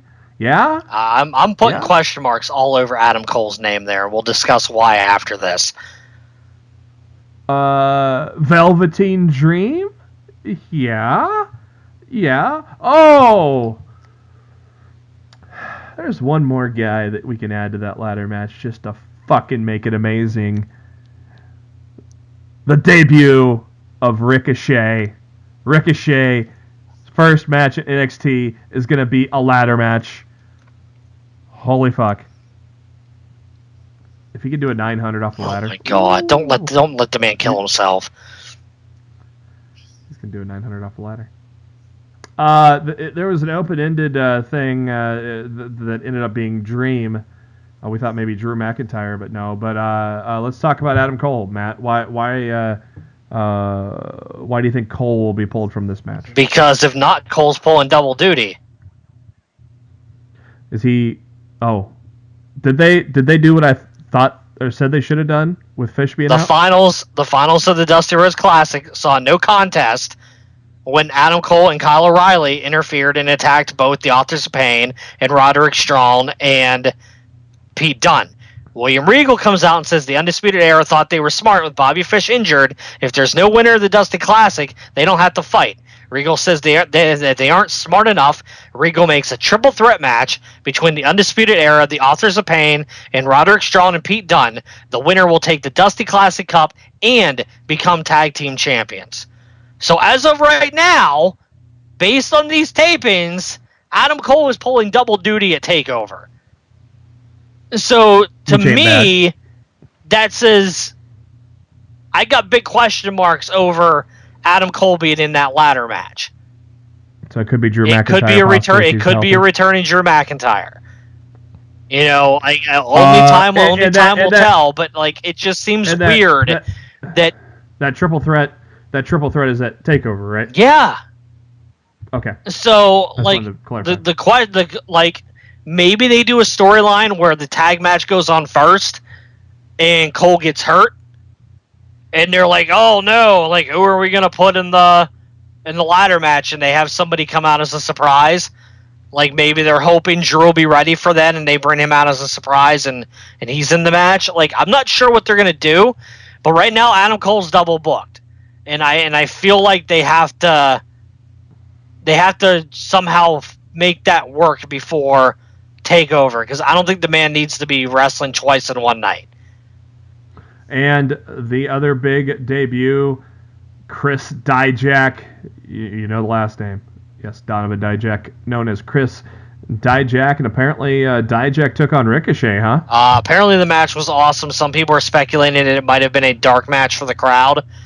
But I'm hearing like the match was awesome, so hopefully it wasn't, and hopefully we get to to see that before, TakeOver, because damn it, we should have saw, I felt like Ricochet was supposed to be on TV tonight in the match when we didn't see the match. So, I'm not sure what's going on.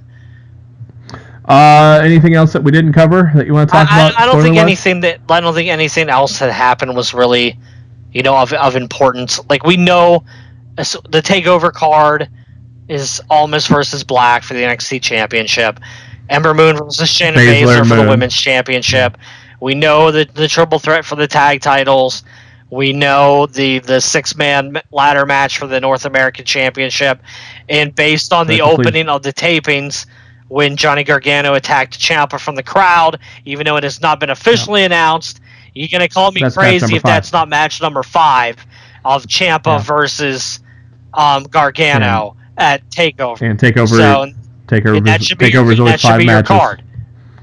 Yep, TakeOver is always 5 matches. So unless they extend its time for WrestleMania weekend and they give us a 6th.